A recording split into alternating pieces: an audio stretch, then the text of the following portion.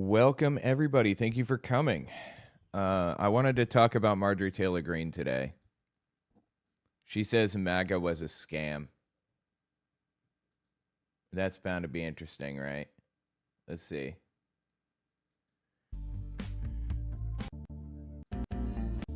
As you can see on Clipchimp, my waveforms are rendering right now, little by little. No, those are rendered. Wow, interesting. Okay. No, it's still rendering. It's just doing it very slowly. Okay.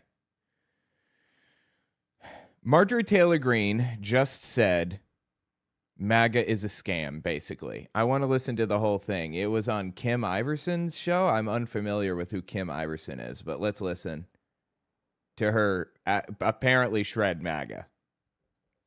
I'm live, right? Everything working well? Should be. Just pop out the activity feed and the chat. Make sure everybody can see everything. I think so. Okay, good. Now let's talk about it, shall we? Welcome from Australia. All right, cool. Let's cover it then, shall we? Welcome, Nerical. Hello and welcome to the Kim Iverson Show. Thank you so much for joining us. We have a great show for you tonight. We will be joined by Marjorie Taylor Greene. Lots to talk to her about. Of course, we've got why did she leave Congress? How did she avoid becoming a swamp creature? This is something I've... Okay, yeah. You can tell what kind of person Iverson is if you're unfamiliar. To claim that Marjorie Taylor Greene is not a swamp creature is a choice that this person just made. Hold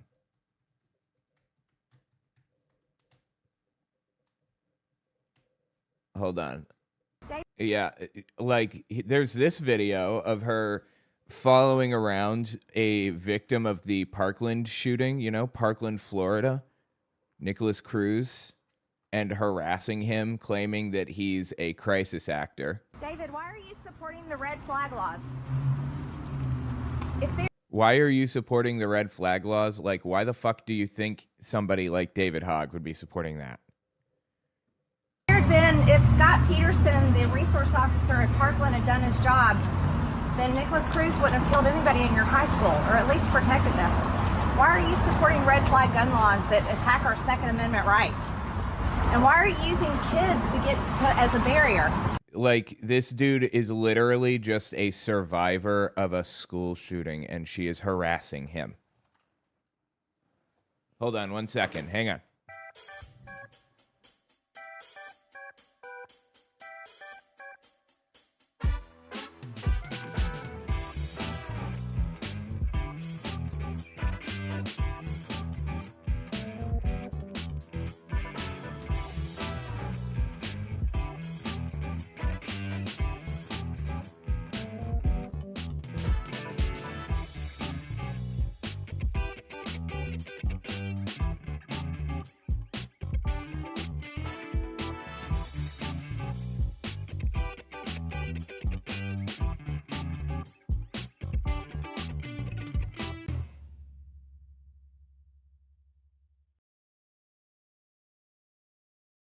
Okay, I'm sorry. I got a phone call, but I was super confused about it.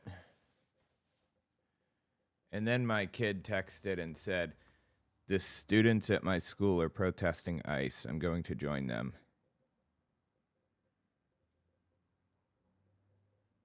Hang on.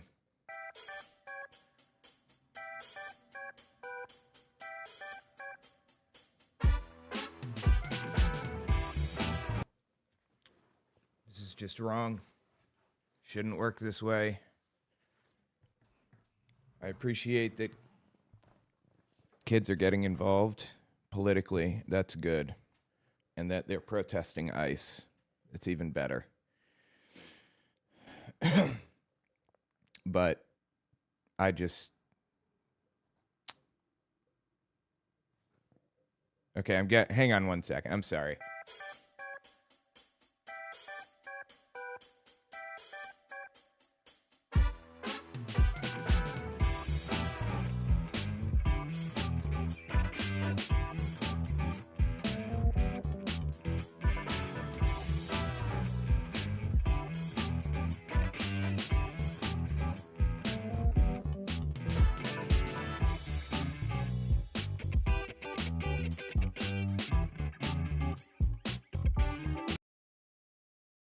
Okay, it's worked out. Sorry. There was just a situation happening that I had to deal with, and it's now dealt with.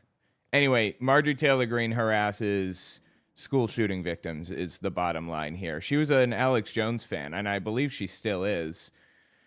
So I'm assuming she probably did this because she believes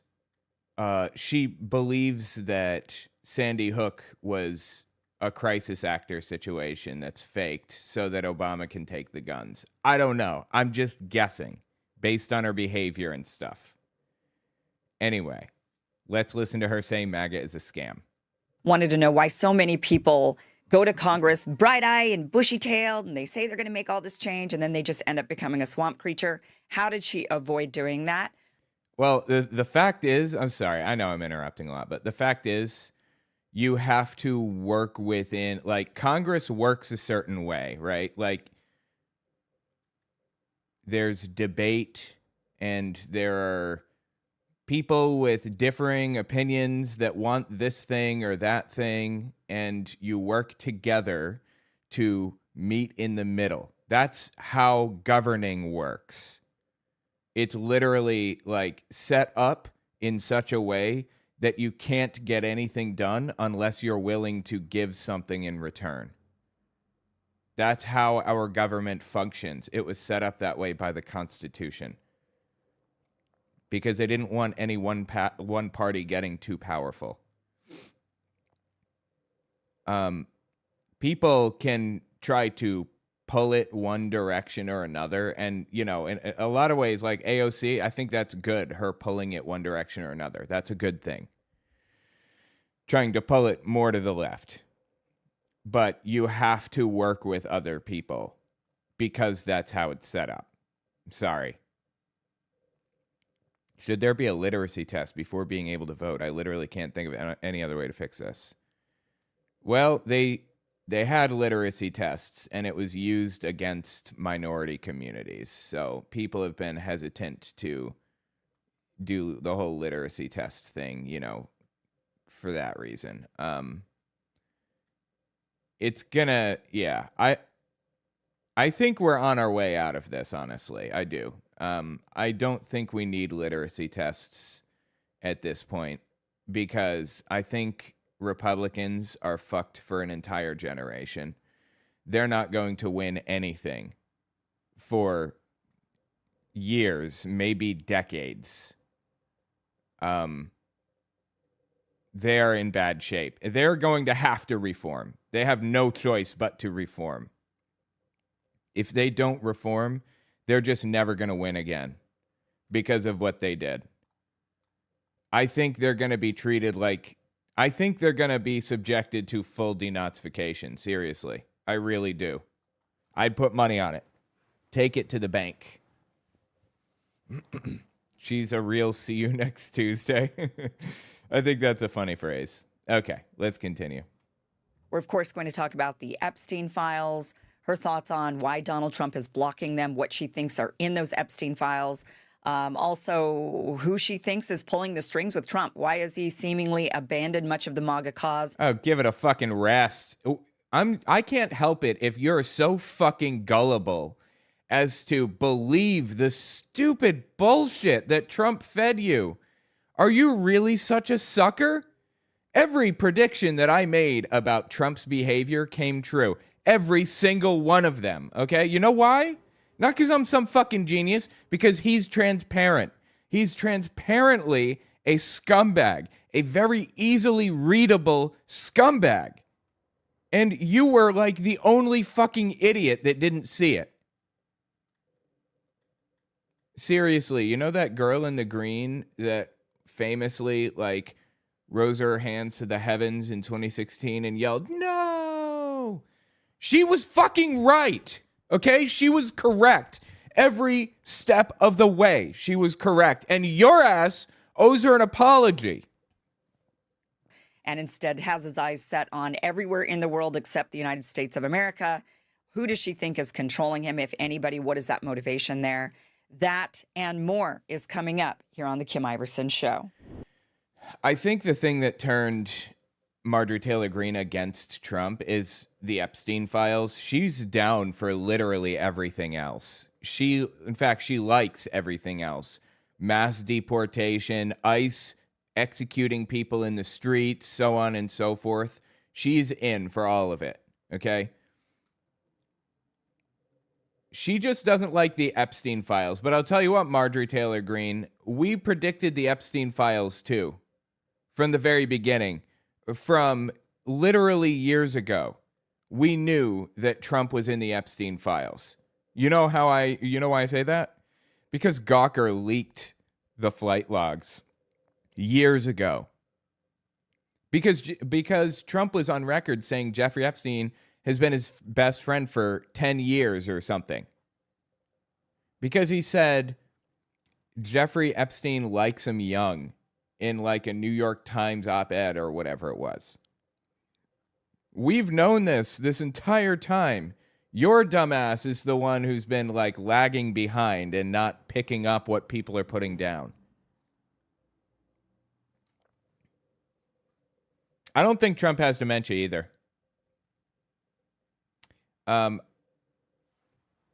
Dementia is a condition that's like degenerative, right? It gets worse over time.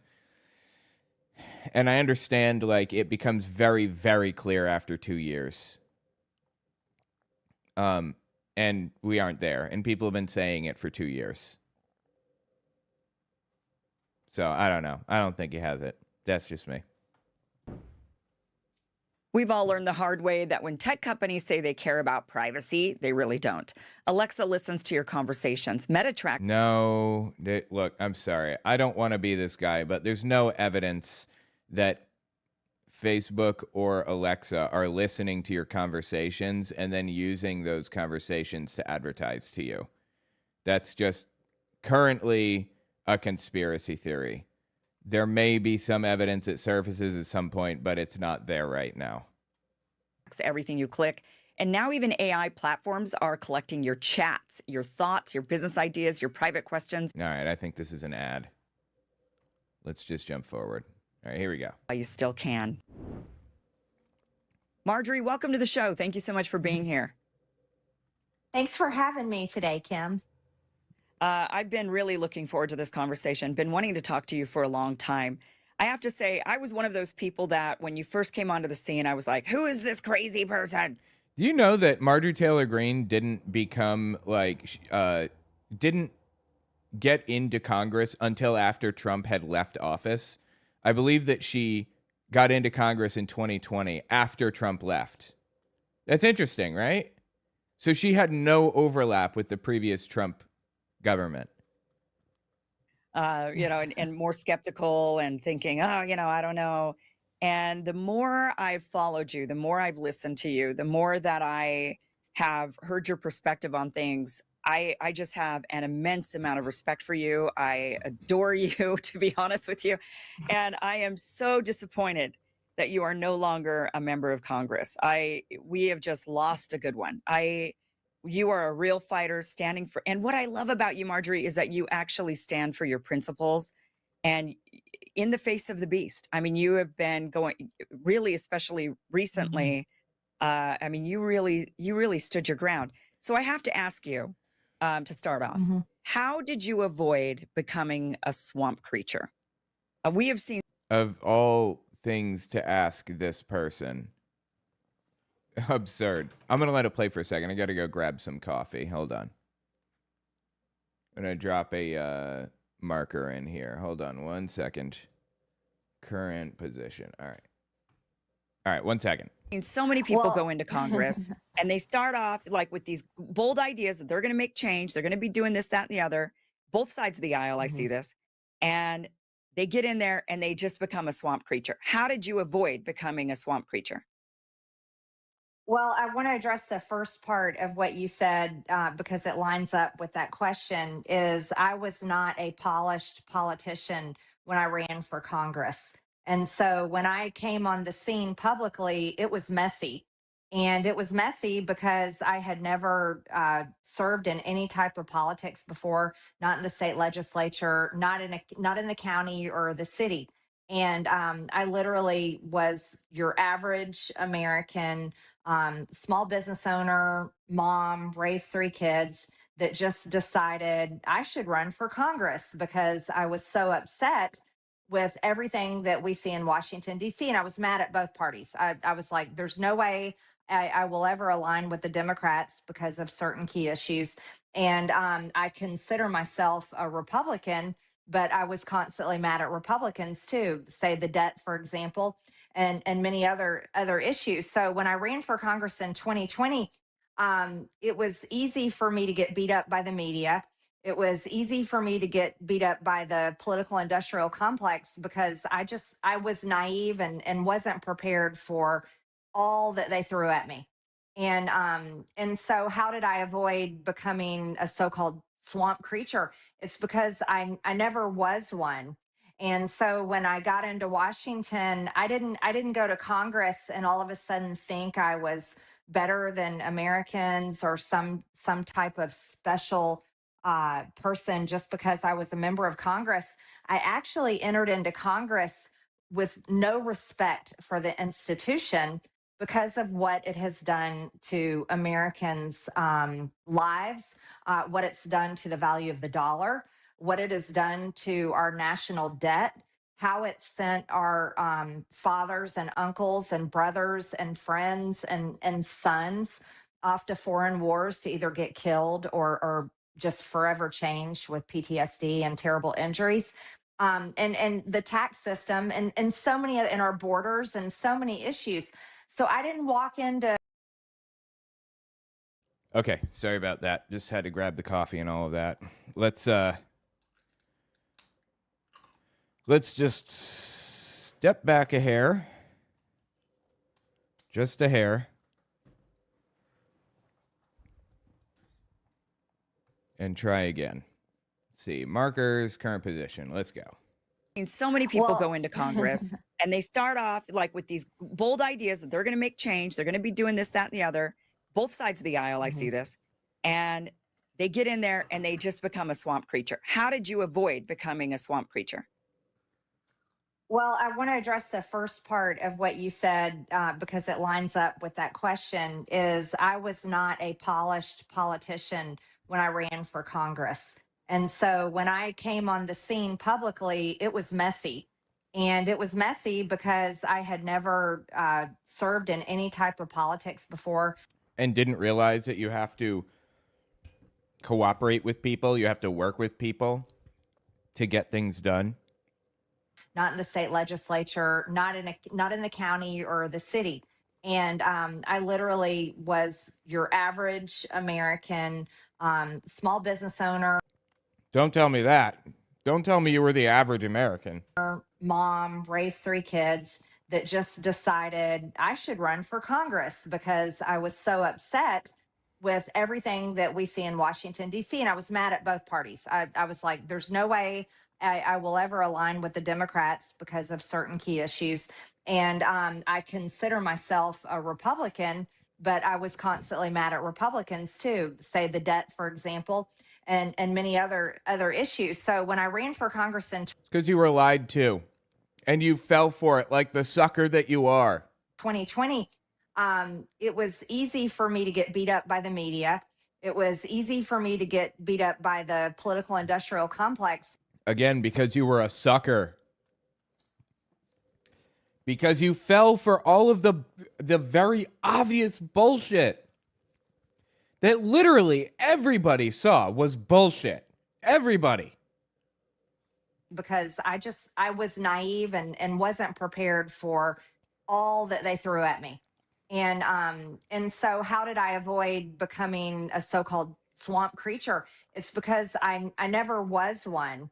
And so when I got into Washington, I didn't go to Congress and all of a sudden think I was better than Americans or some type of special person just because I was a member of Congress.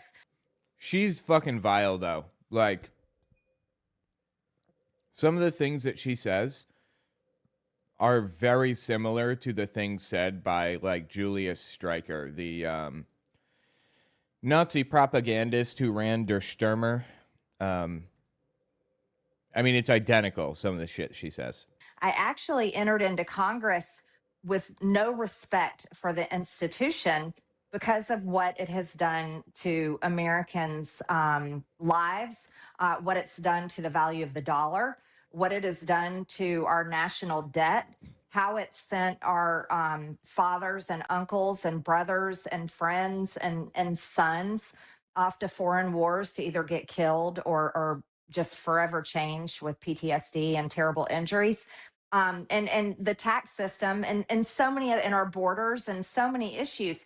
So I didn't walk into the halls of Congress with great awe and feeling like, oh, this is the place I've always wanted to be. Not at all. I went in and for the 5 years that I served, I was actually expecting her to say that she changed her mind and that Congress is respectable, but no, she didn't go there. Okay. Was constantly frustrated, extremely angry. It wasn't a place where I was going to make friends. I already had friends. I didn't need to go make friends in Washington. I have wonderful friends. I have a great family. And I really went there to serve my district and put into action the promises I had made to my district and the promises I had made on the campaign trail. For me, I don't really care about words. People can say all kinds of garbage all day long. It's literally about the actions that you deliver. And I have that because I'm a business owner. I can promise my customers through my construction company all kinds of promises and write all kinds of things in a contract and sign the contract with them, but none of it matters unless I deliver that on the job site for them. And that's how you get paid when you're a business owner. You have to Got it. Okay. Jesus Christ. That was a long-winded way of saying you have to keep your promises. You could have just said that. My God, dude. deliver the things that you promise. And so that is my mindset and my outlook. And that's what I took to Washington, D.C. with me. Well, let me point out some examples. So Alexandria, AOC, she was one that, and Bernie Sanders, these were two that I think people really looked at them as outsiders like yourself, going in. I mean, Bernie's always been there, but, AOC, for example, people voted her in. But Bernie Sanders is genuine. He's honest. He's there to help, to fix things, to do whatever he can. He even protested in favor of the civil rights and got arrested, if I'm not mistaken, all the way back then. Jesus Christ. It feels like we're living through another civil rights era right now with all of the violence and chaos and hate and everything else. It's nuts. Was somebody that was going to go and be very disruptive. She got there, and I think on her first day, she staged a protest outside of Nancy Pelosi's office with like the Sunrise Kids or whatever, right? So, I mean, and people were like, we voted for her. That's what we voted for. I mean, that's what a lot of Democrats did vote for when they put her in there. But over time, she became a swamp creature. And, AOC became a swamp creature? Since when? I'm sorry, but you have to work with people. You have to work with people. That's how the system operates. You can't just go in and get laws passed without making agreements with people. Bernie Sanders, the same thing. After Hillary Clinton ended up being crowned queen, and Bernie just kind of fell in line, and suddenly this person who'd always described himself as an independent. He fell in line. What she means is Bernie Sanders endorsed Hillary Clinton, and he did that because he didn't want Donald Trump to win. That was a sound decision. Suddenly seemed to fall in line with all of the mainstream establishment Democrat talking points. And we've seen the same thing with AOC. We've seen this time and time again where Obama is a great example of this as well, where, people voted for him for change. A lot of people who voted Republican for many years voted for Obama thinking we're finally going to get some change. When you find that joining government brings you closer to the center on both ends of the spectrum, because you can spew all the rhetoric you want as Brett Kavanaugh or whatever, the Supreme Court justice or Neil Gorsuch or whoever. But once you get in, and you're actually governing or you're actually adjudicating, you come to find that things are not as cut and dry as you thought they were. Things aren't that simple. Things aren't black and white. So when Supreme Court justices are chosen, they always move to the left. Particularly like right-wing ones, they move to the left. Because adjudicating on a real issue is very different from spewing propaganda. And similarly works with the left, only I think the mechanism of movement on that is trying to maintain stability for the system that we're in. And that means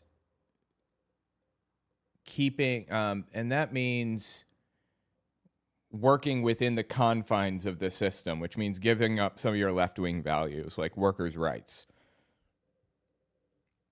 You know, you want stability and you want things to basically run smoothly and stay pretty much the same. You can't upend everything by writing an executive order that demands that unions are now a permanent part of every single company over 5 people, and they're baked right into it, and there's nothing that a company can do. That would cause chaos. That would be good. I want that. But it would cause chaos, and people in those positions of power are averse to chaos usually. Not in this case, obviously, but you get the idea. I mean, just the same thing happened with Trump. And Trump is, I think, the most glaring example right now, in my opinion. I mean, here's somebody that I had so much hope for the guy. Really. Then you were a sucker. You were the biggest fucking sucker on planet Earth if you did. You know, I was very positive about his election this time. I felt like the 2020 election, something was very off on that. I very much as only to see that guy completely abandon what I think, I mean, depending on, I guess, your lens on that. But besides, I mean, I think he's done a great job on locking down the border. I mean, there's certain things, but otherwise just seemingly abandoning a lot of the reasons why people voted him in, and now he just seems to be doing the bidding of Israel. Kim Iverson is apparently pretty influential in the MAGA sphere. And to hear people come out and openly say, I'm breaking with Trump, I don't like this, this is one of the steps necessary for transitional justice to take place, for denazification to start. People breaking with him very publicly. Whoop, I'm sorry. I hit the button, but it wasn't. And doing the bidding of whoever it might be. And so what happens there? Like, why is it that people like AOC, Barack Obama, Donald Trump, Bernie Sanders, you get it on both sides of the aisle. What is it that causes people to go in there and just morph into these swamp creatures? And how did you avoid that? Great question. Great. Well, I didn't. The system ended up coming after me, right? So here, let's break. I think she meant, how did you avoid becoming a swamp creature, not how did you avoid the swamp creatures? Break it down. This is such a good question. It deserves a very detailed answer. Both parties, it's a two-party system, and I call it the political industrial complex. You've got the Democrat Party, you've got the Republican Party, and this is literally an industry. Both parties are built on the political side, which are campaigns, political consultants, fundraisers, fundraising platforms, email companies, you name it. Every kind of business that runs campaigns that get candidates elected and they become politicians. So on top of the campaign base, the political base, then you have the elected institution of each party. You've got the elected Democrats, you have the elected Republicans. And no matter which party is in charge, whether it's Democrats or Republicans, they have to serve the major industries and the major donors that prop up the campaigns and keep these people elected. You know, I found something really interesting this morning. Let me show you. It's I'm not sure what this is. This is from Al Jazeera, but I'm not sure when it's from. But I thought it was an interesting analysis. Listen to this. Revolution. Is American democracy under threat because of this stuff? Under threat. Does it exist, Mark? I don't think it exists. It's a veneer. It's the end of the Roman Empire. You have the symbols, the iconography, and the language of a democracy, but internally corporations and oligarchs have seized all of the levers of power. I looked at this election as a battle between corporatists and oligarchs. Corporatists, the Democrats, they want something very different from oligarchs. They want stability. Like I was saying earlier, they want stability. Whatever it takes to keep things stable, to keep the stock market going up, that's what they're shooting for.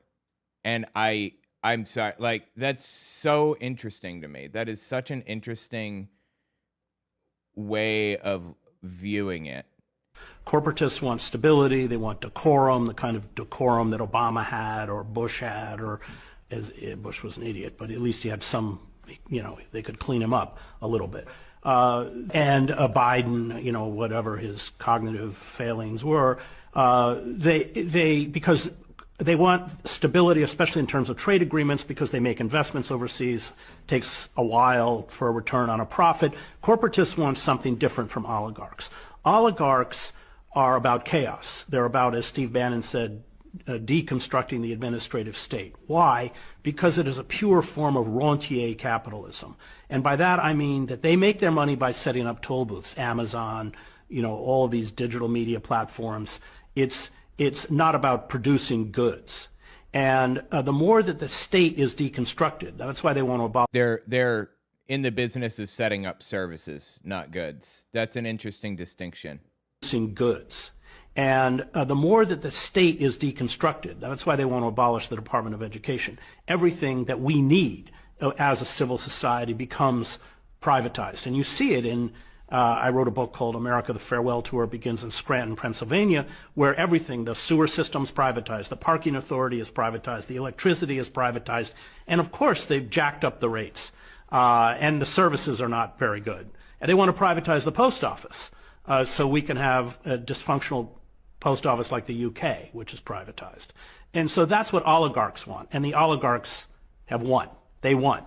And but that's what this battle was about in terms of if we strip away its the kind of trivia or the cultural differences between the two parties. That at its core was what it's about. And so we have, as you point out, we have now an oligarchic system. But as Aristotle wrote, once you create an oligarchic system with those kinds of inequities, then your only two choices are tyranny or revolution.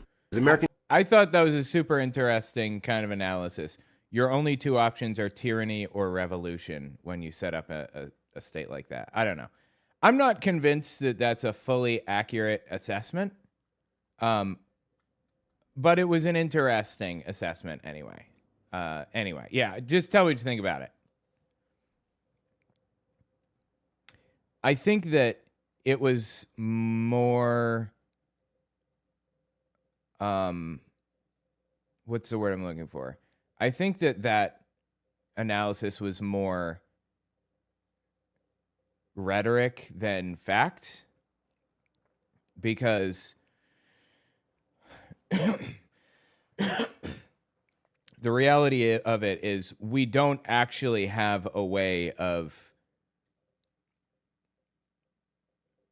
I'm sorry, I'm trying to think about how to phrase this.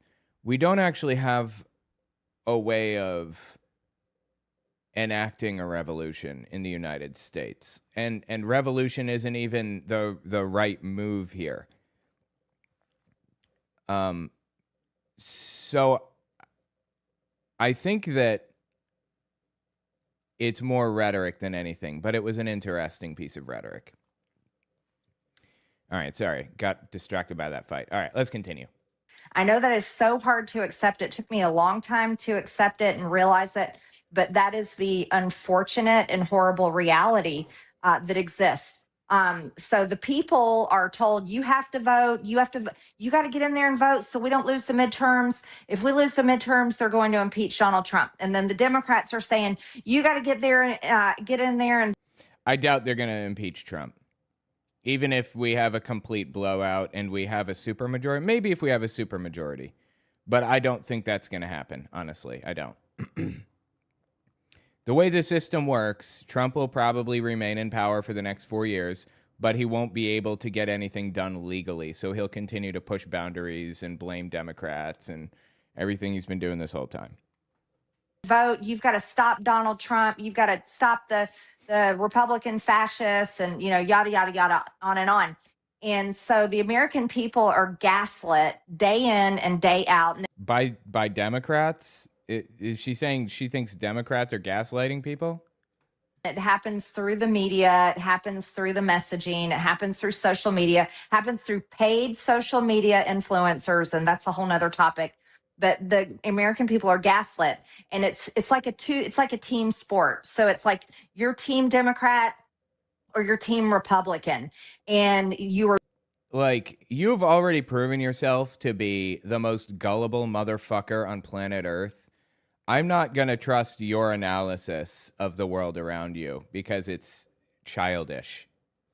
driven by fear of what one party may do or the other party may do, one leader may do versus what the other leader may do, and how it will completely destroy your life. And so you're constantly gaslit and you live in outrage and fear and anger. And that's what drives people to donate money, drives people to volunteer on campaigns. She's saying this because she believes that Donald Trump is doing the right thing with ICE right now. She thinks that Trump is really a good guy aside from the Epstein stuff. The Epstein stuff completely turned her against him. I'm sorry, that's honestly on the bottom of my list because I've known he was a pedophile since 2016, based on the Katie Johnson lawsuit.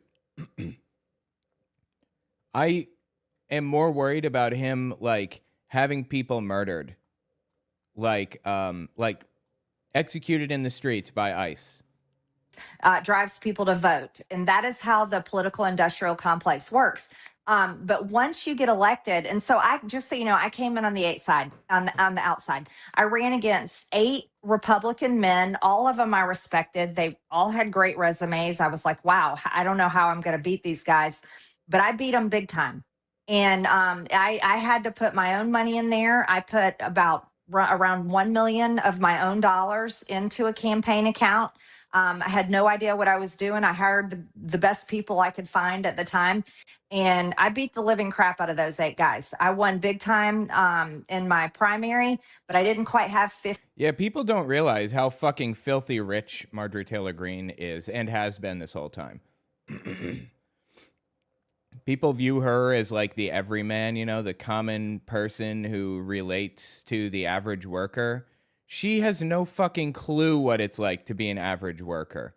She has no idea what it's like to manage finances like a normal human being. She's always been filthy fucking rich, so. Over 50%. So I had to beat the second place guy in a runoff. I beat him, and then I went to Washington. And once I got to Washington, there's on both sides, you've got the DCCC, and then you've got the NRCC. So those are the Democrat and the Republican entities that once you become elected in Congress, you become a part of as a Democrat or a Republican, and you have to get in, and then you donate and pay money to your party. And so once I became an elected Republican, I was one of the few elected Republicans that paid all of my dues to the NRCC. I paid them all up front. Yeah, you know what you do I'll tell you what I did at the SSA as a board member. We do thank you calls, basically. Like, people who donate over a certain amount, say like $1,000 or whatever in a year, we call them as board members and thank them for donating. And it's apparently it's a tradition that goes way back. People have been doing it for a long time. That's what they do at the DNCC or the DCCC, I mean, and the NRCC, the Republican and Democratic parties, they have representatives call their donors and thank them. That's like a really common thing.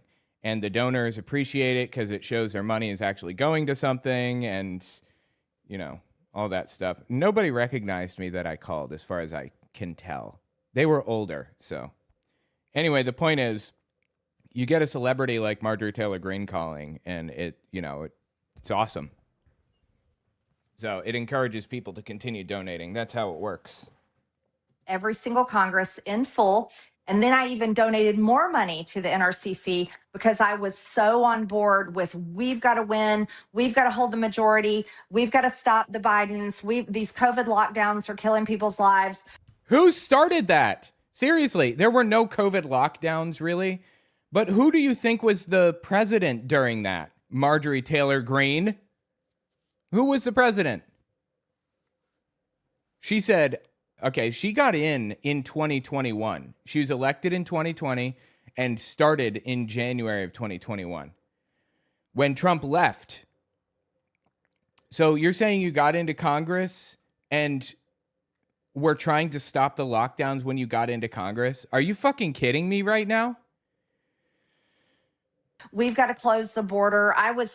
We've got to get Trump reelected. We've got to stop J6ers from being locked up and put in solitary. And I was on all these. Oh, give it a fucking rest, dude. Look, if the J6ers didn't want to be in lockup or solitary or whatever, maybe try not committing sedition next time around.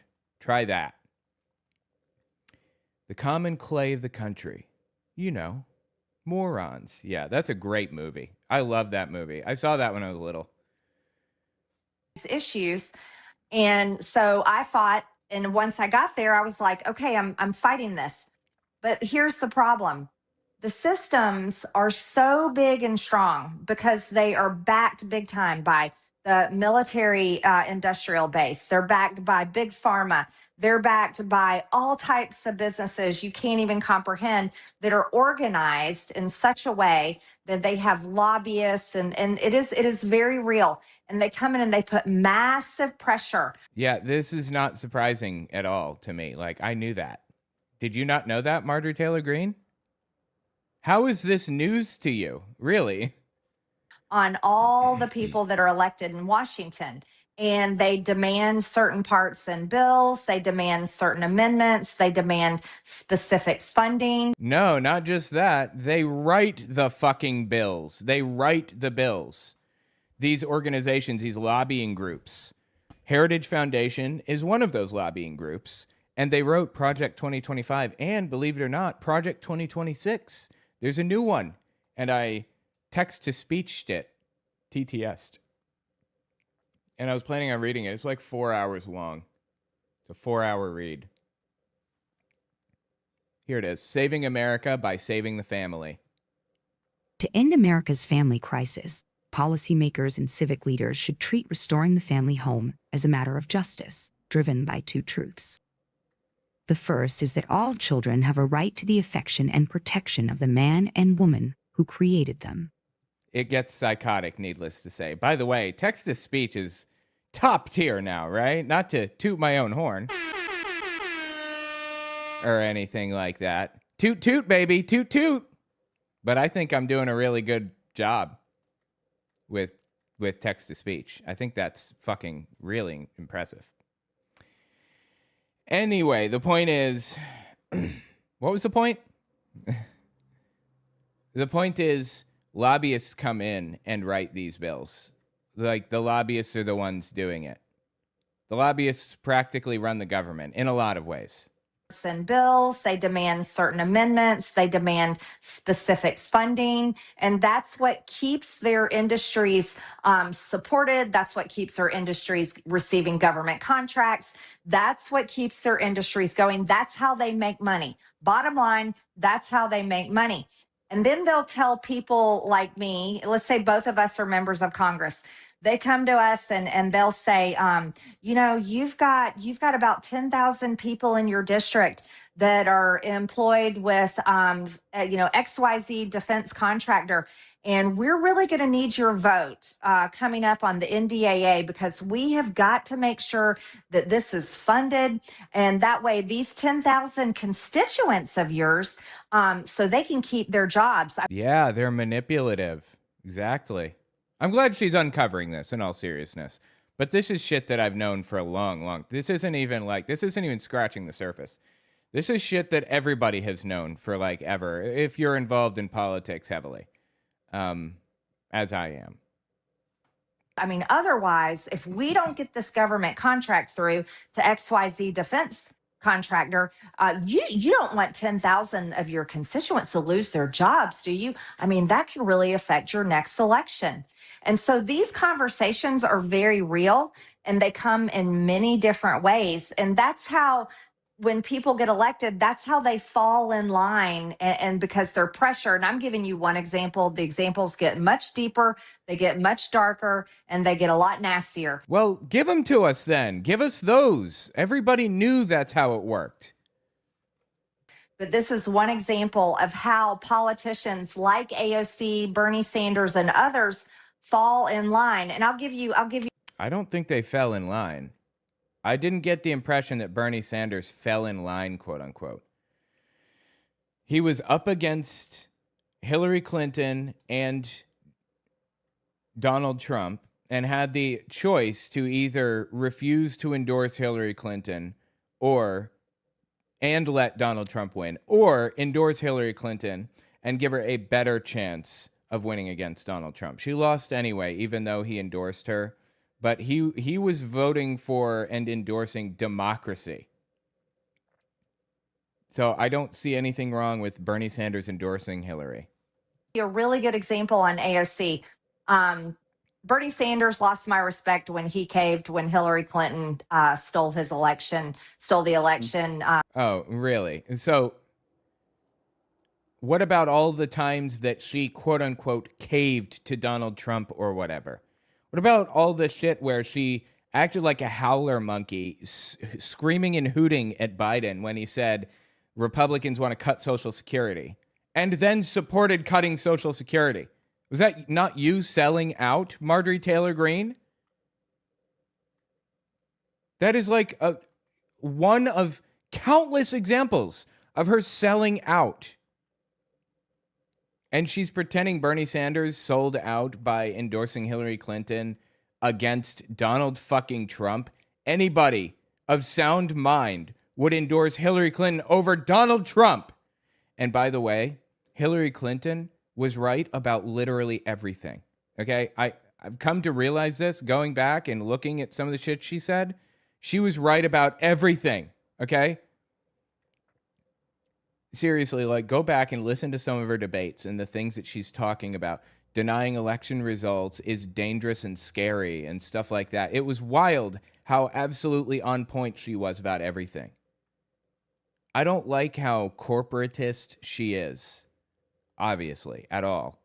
But she knows what she's doing and saying. Hillary Clinton is an expert, dude. Like, impressive person. Seriously. In the primary back in 2015, and he literally came around and endorsed her. Like, that was ridiculous. His election was completely stolen. But AOC, I'll give it a rest. I'm sorry. No, it wasn't. They used some dirty tricks against him by like giving Hillary the questions ahead of time in the CNN debate or whatever. But good preparation could have balanced that out anyway. She didn't steal the primary against Bernie Sanders. At the time, I felt that maybe she kind of cheated a bit, but I don't feel that way anymore. Bernie Sanders just was not popular enough in the United States, and that's a problem with us. It's not a problem with, like, Hillary Clinton. We have to make him more popular. We have to fix it. We have to make the country more interested in progressive politics. I feel like a lot of the time we blame the wrong people, you know? Like, people blaming Jeffries and Schumer, they're worthless and weak, and they're kind of dummies, but I'm blaming Republicans for our problems right now. Why would anybody blame Jeffries and Schumer when they have literally no power? The shit that they say is dumb as dog shit and infuriating, but you cannot blame them for what's happening right now. It doesn't make any sense to blame those two. I'll give you one on her.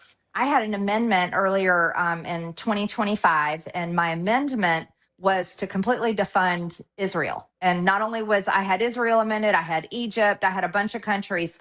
But when it came down to Israel, she refused to vote for my amendment. Right. Marjorie Taylor Greene is a Nazi. I don't say that lightly. She is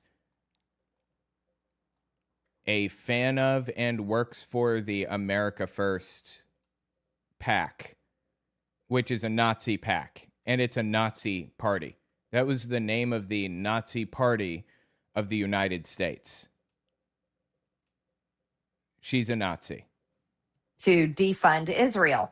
And so I'm telling you right now, she talks a big game, but her main mission right now is she has fallen in line with the Democrat establishment. Please give it a fucking rest, bro. Because she has higher aspirations for Senate or maybe a presidential everybody but me is corrupt campaign. But that's what happens. They fall in line to the major industries or the major entities in specific foreign countries, because if they don't, they get destroyed. And everybody watched it happen to me with the Epstein files when I refused to back off. Right. I think there's definitely probably different motivations. I mean, with Bernie Sanders, he'd been in that system for so long. I don't think he's ever had any other job other than being in politics. And yet, I just think with him, it might have been Trump derangement syndrome. Like, oh, give it a fucking rest, dude. Okay, you look, pick a side, lady. All right. Are you on the side of Marjorie Taylor Greene where you're like opposed to Donald Trump now? Or are you a Donald Trump fan still? You can't be both. Is Trump derangement syndrome real or not? Didn't we just go through all of this shit where we proved that Donald Trump is a sack of garbage? Didn't we just go through that? Isn't that why she's here? Is to like prove that or whatever? He was so motivated by hatred of Trump that he's like, well, he fell in line. AOC, I think you're right. I think there's there's a desire for more power there that has motivated her to maybe. Oh, please, dude. Really? Alexandria Ocasio-Cortez, of all people, give it a rest, bro. We become a swamp creature. I'm trying to understand, though. So when you first ran for Congress, you said you put your own money in. Mm-hmm. Obviously, there was some fundraising going on the local level to get you elected and to beat all of those guys. At that time, did all of these industries, did they start donating? Was the RNCC involved donating to your campaign? So you got elected without all of that pressure to begin with. Yeah, let me be very clear. I had everyone against me. I had 34 Republican congressmen. Almost all the Republican congressmen from Georgia were donating against me. Were donating against my main primary Republican opponent. Steve Scalise was donating against me and organized his PAC against me. I had almost all of the state legislatures. You know, there is a thing in democracies, particularly in Germany, called the firewall of democracy, or something like that. And the idea is democracies have a responsibility to keep people who are nutcases out of the system. They have a responsibility to keep things democratic. And Marjorie Taylor Greene is anything but democratic. She's a right-wing nutcase that is a danger to society. And the firewall worked for a short time on Marjorie Taylor Greene, but not for long. unfortunately. And now she's like this fighter for good, this outsider or whatever. It's absurd and sad. It's just so disappointing, dude.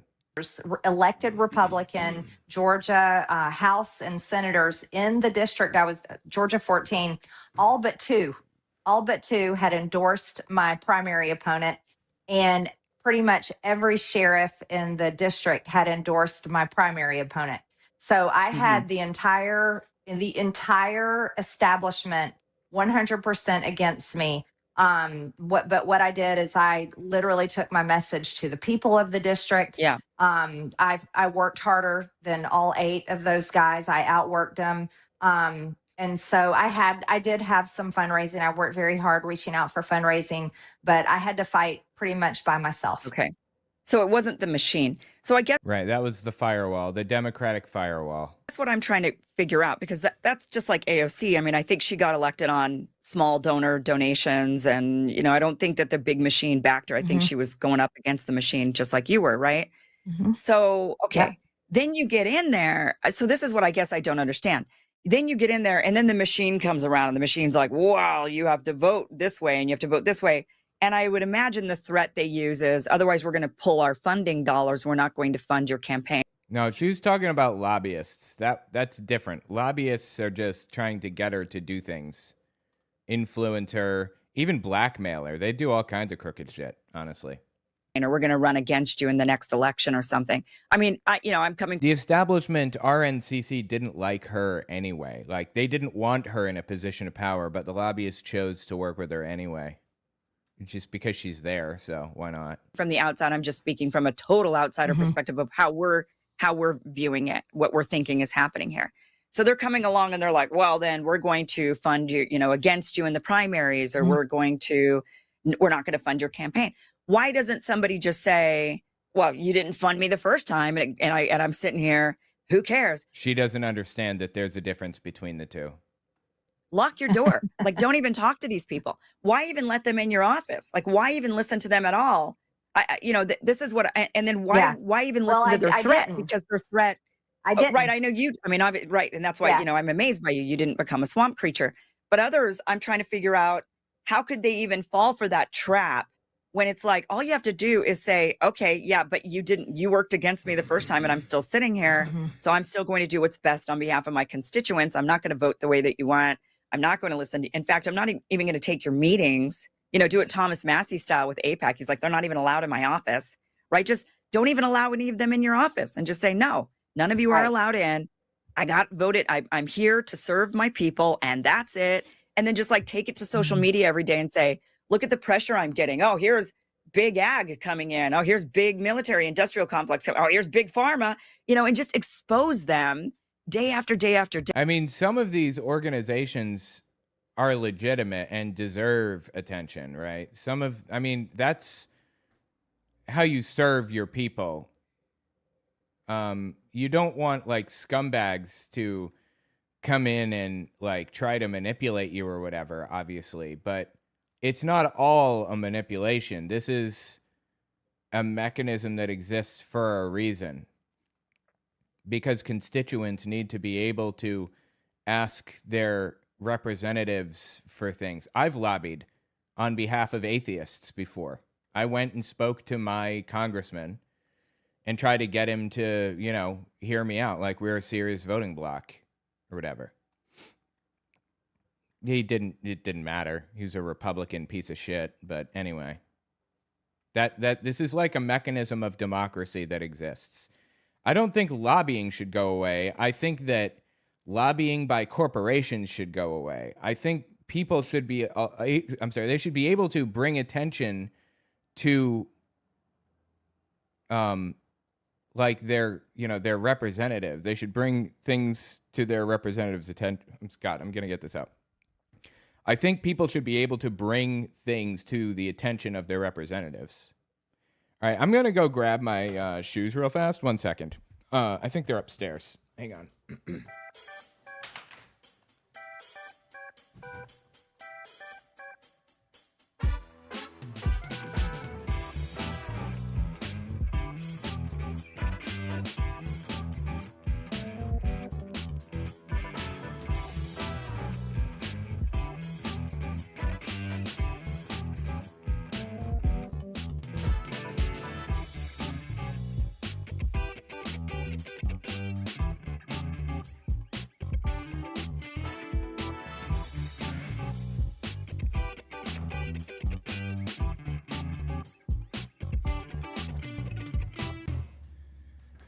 Okay. I'm back. Let us continue, shall we? There's some other stuff I wanted to watch too. Day. How far in are we on this? I wanted to watch this Satanic Panic thing. Okay. Some other stuff. I just ran up the stairs, just bolted up. All tuckered out now. Heart is racing a million miles a minute. All right. Complex. So, oh, here's Big Pharma, you know, and just expose them day after day after day. I don't understand why more people, you know, it's like you're in a club of your own where it was you and Thomas Massey and maybe Matt Gaetz. And I don't, you know, not very many of you were willing to stand your ground and just say, you know, and I don't understand that. There's hundreds of you, you know, hundreds of people in there.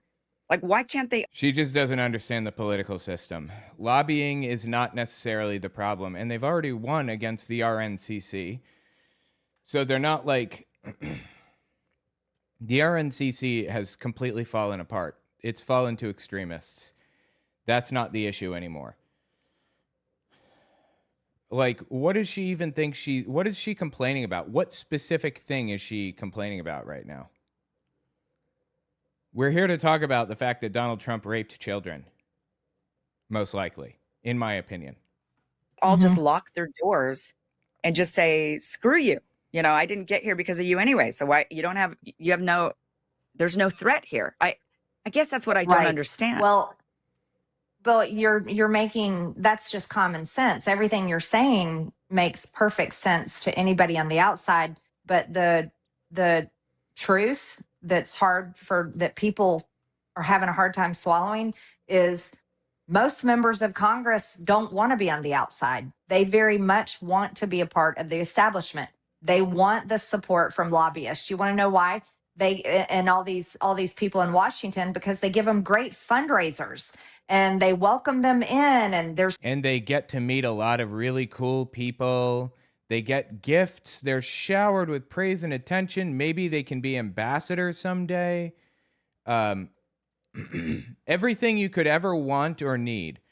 What do rich people want? What do rich people reach for? They have everything, right? What is it that rich people try to get? Power. That's it. They want power. They've already got everything else in the world. They don't need anything else. They want power. And these organizations, the RNCC, the lobbying groups, they can offer them that. Cocktail parties, and there's dinners, and there's all kinds of elaborate events. And so for me, for 5 years in Washington, I didn't go to the cocktail parties. I didn't go to the fancy dinners. I didn't go to the elaborate events. I went to very few events. Most of the time I stayed home by myself. I went to bed early, got up early in the morning, worked out, and started my day. The reality is pretty much everyone in Congress except Thomas Massey and a few others are not part of it. I mean, they're all part of it. I'm sorry. There's only a few that are not part of it. And those few are pretty much gone now. So I think the biggest reality and the truth that people have to accept is that's not how it is in Washington. The political industrial complex is very much in charge, and everybody loves it, and nobody wants to be left out, and they want to be invited to the party. So it's just a giant high school. Oh, absolutely. Yes. Politics, 100%. It is. Yes. Also, like the things that they're talking about right now, these are unique to the federal level. This doesn't happen as much on a state level. I mean, there's still lobbying and everything else, but you can actually affect change on a local level or on a state level. You can actually get things done. Then that's the route that American Atheists has chosen to go, is working with organizations to lobby state level representatives, because they're way less busy. They get way less attention. They're not celebrities. They're just representatives. Basically. Yeah. Is there human as much nature? division? Yes, that's a great way to describe it. Yeah, wanting to fit in, wanting to be part of the popular kids or whatever. I mean, just wanting to be invited to the lunch table. Okay, so is there as much division actually on the inside as what we see on TV? Or are they all rubbing elbows together, at the parties, dating each other, sleeping together? I mean, this is my my perception of it. I, worked for a news outlet. Did she ask if they're sleeping together just now? They're, at the parties, dating each other, sleeping together. I mean, absolutely, yes, 100%. They're having orgies. Many of them sponsored by Roger Stone. This was revealed by Madison Cawthorn a while back. I should know. Hold on. Just saw the news that a far left. Wait a minute, I'm looking. Zelensky's speech. Yeah, I will follow this man until the day I die, barring some terrible information, but this man has bled for us. This man has fought for us. I'm just looking for... Well, I was looking for the video. Apparently, I don't have it. I don't know if you guys remember Madison Cawthorn. I should know. He was... it was this guy. He was in a wheelchair, and he was a neo-Nazi.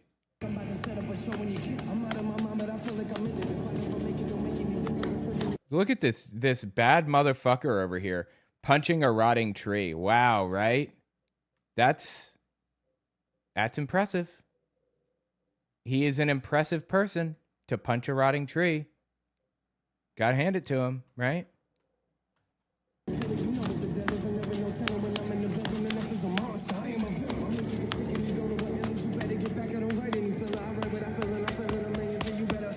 So cool. So cool, right? OMFG. Anyway, God, they're like children. The point is, Madison Cawthorn blew the lid off of this and revealed that they have cocaine-fueled orgies all the time, many of which are sponsored and run by Roger Stone. This is my perception of it. I, worked for a news outlet in DC, The Hill, for a little bit, and she did. Would go to DC. I kept myself out of DC because when I go there, I noticed, and they wanted me to move there.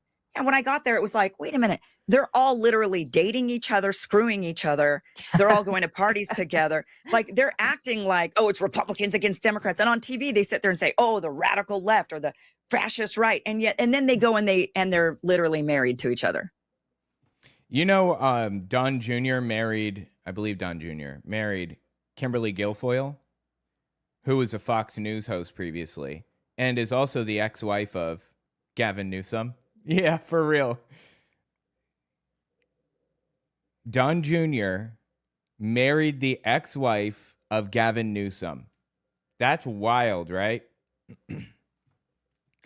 Yeah. Yes. I can't give any specific. I don't have any specific examples in my mind of a Democrat and Republican dating each other, but there's a lot of dating and sleeping with each other that goes around. But but yeah, no, there's a lot of Well, I mean, I just gave one. I don't think that they date each other very often, like Republicans and Democrats.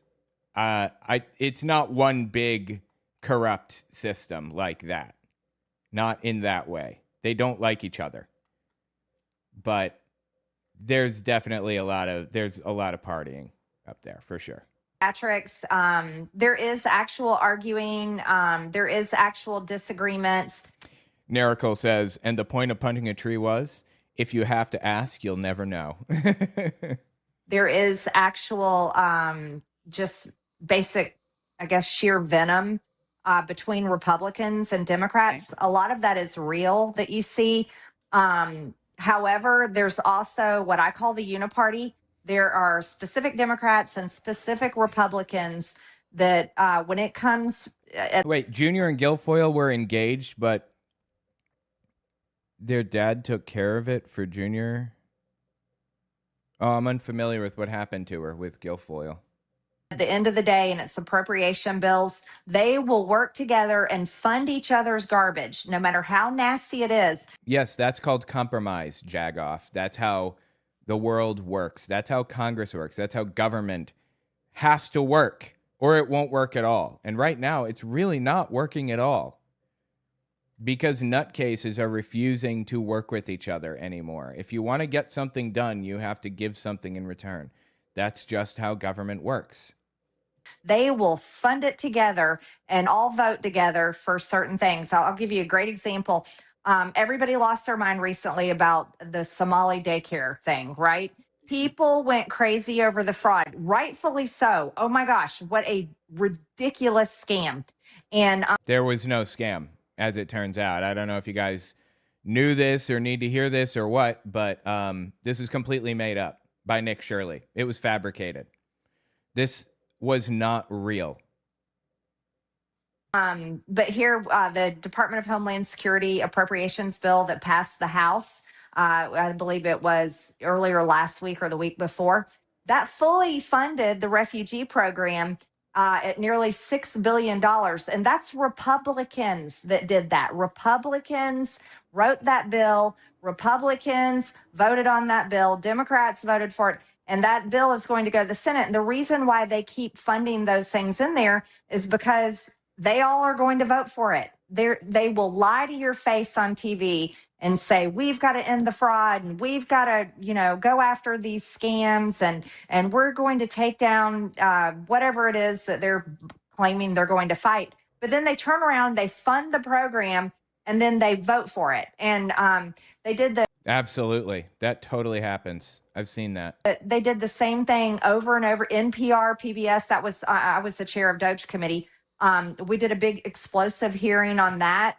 And we, we're all about defunding it. Well, when it came voting for CRs that Mike Johnson. Talking about, my God, what does CR stand for? Something resolution. Anyway, it's voting on whether they're going to defund them, right? It's part of the funding decisions they make. Just loved so much. He gave us CR after CR after CR. Those CRs refunded NPR and USAID and all of these things. And so it's unbelievable, Kim, night and day between what they will tell you on their Fox News interview versus when it actually comes to what is in the legislation and where their votes go. Obviously. Why is that? Is it because of the lobbying? It's because of propaganda, obviously. It's because they propagandize. It's because all of the bullshit that they spread is lies and propaganda. All of it. On Fox News, it's nothing but propaganda. Nobody gives a fuck about any of this stuff. U.S. aid is good. It's helpful. It's useful. It creates soft power in the world for the United States.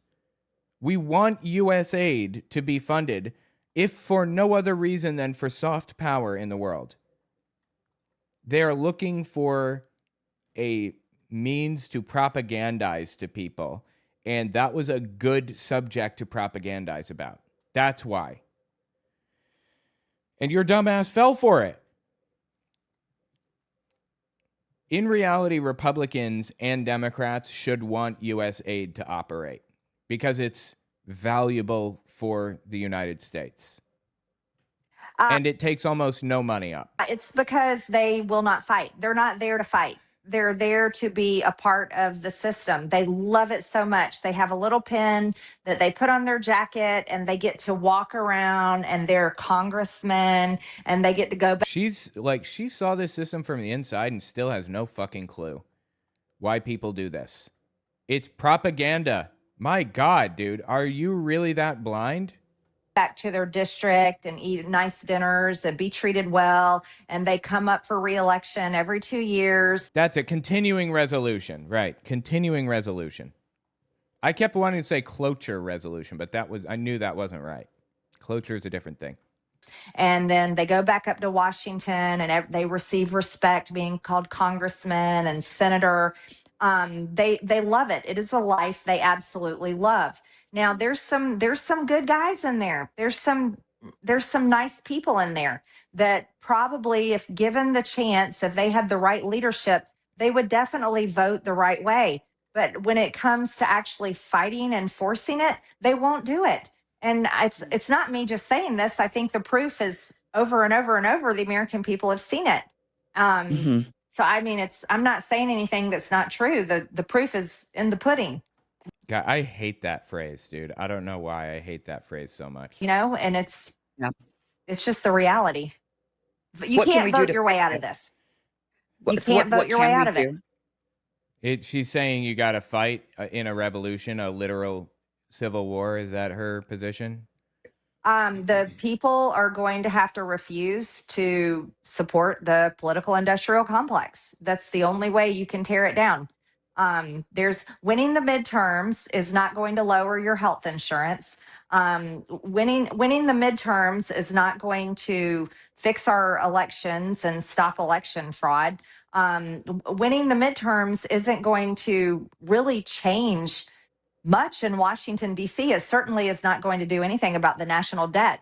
They don't care about the national debt. We have a balanced budget amendment that every single year gets reintroduced into Congress. Okay, balanced budget is not the correct answer. Sometimes you have to put money into a system to get money back. Having a deficit can lower the debt, depending on what that deficit is going toward. It's just like she doesn't know what she's talking about. It's clear to me. Like everything that she's saying here is just ill-informed. It's not malicious or whatever. She just doesn't know what she's talking about is all. Anyway, regarding the national debt, we have to tax the rich. There's no other way out of this situation that we're in but to tax the rich. We must. We have to raise taxes on rich people, or the debt is we're going to default. And that's just going to be the end of it. We're going to default and everything's going to be fucked. And I believe that we're headed there. I mean, we're headed toward taxing the rich. That's on the horizon. And people would have a whole lot more money to spend if health insurance companies did not exist at all. No more health insurance companies. Get fucking rid of them. We all co-sponsor it, but no matter who the speaker is, Republican or Democrat, they never bring it to the floor for a vote. Same thing. It's because it's an uninformed idiot bill that only people who don't understand economics would suggest. We have a term limits bill. A whole bunch of us co-sponsor it, and I'd be for that. Every single Congress, they never bring the term limits bill to the floor for a vote because they don't mean it. They literally don't mean it.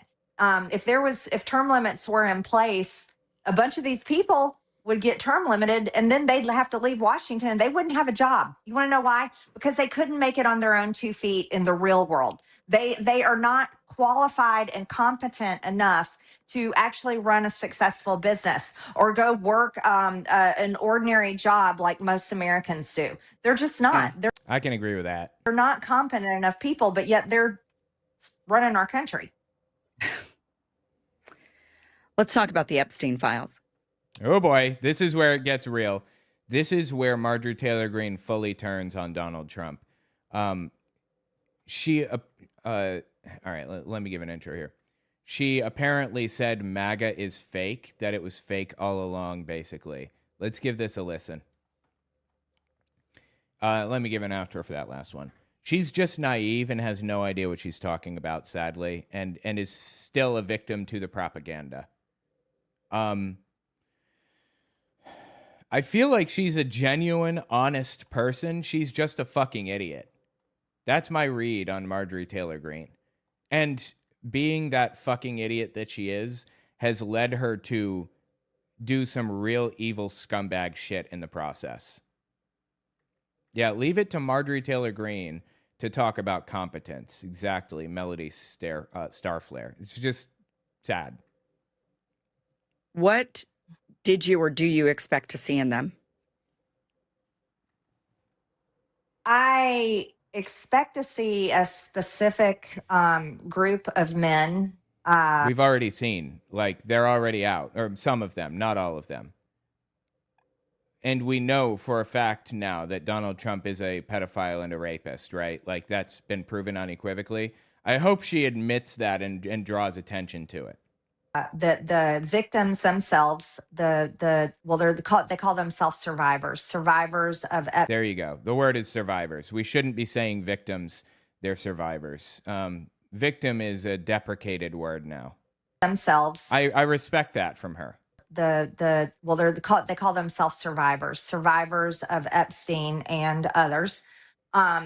They have a list, and they said they will know when the information comes out. Now, I don't have the list. I literally just said I gave a speech at one of our press conferences and said if they wanted me to, I would read that list on the House floor, and I would have done it for them. But they never gave me the list.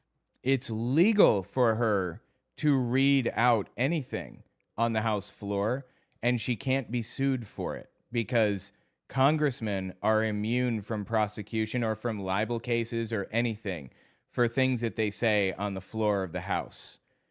That's fascinating, right?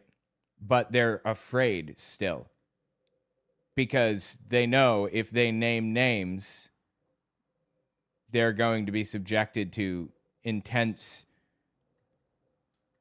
like, harassment, to doxing, and to threats and everything else. So I think they'll know. The survivors themselves will absolutely know when the real information has come out. But guess what? The real information has not come out.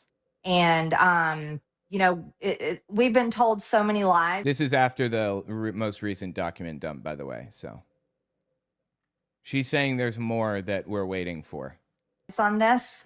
And I think that was one of the big issues for people, that called themselves MAGA or voted for Donald Trump for the first time in 2024 is the Epstein lists or the Epstein files stood for transparency and stood for taking down the whole government secrets and protecting rich, powerful elites, because everyone's sick of rich, powerful elites always get pardoned, right?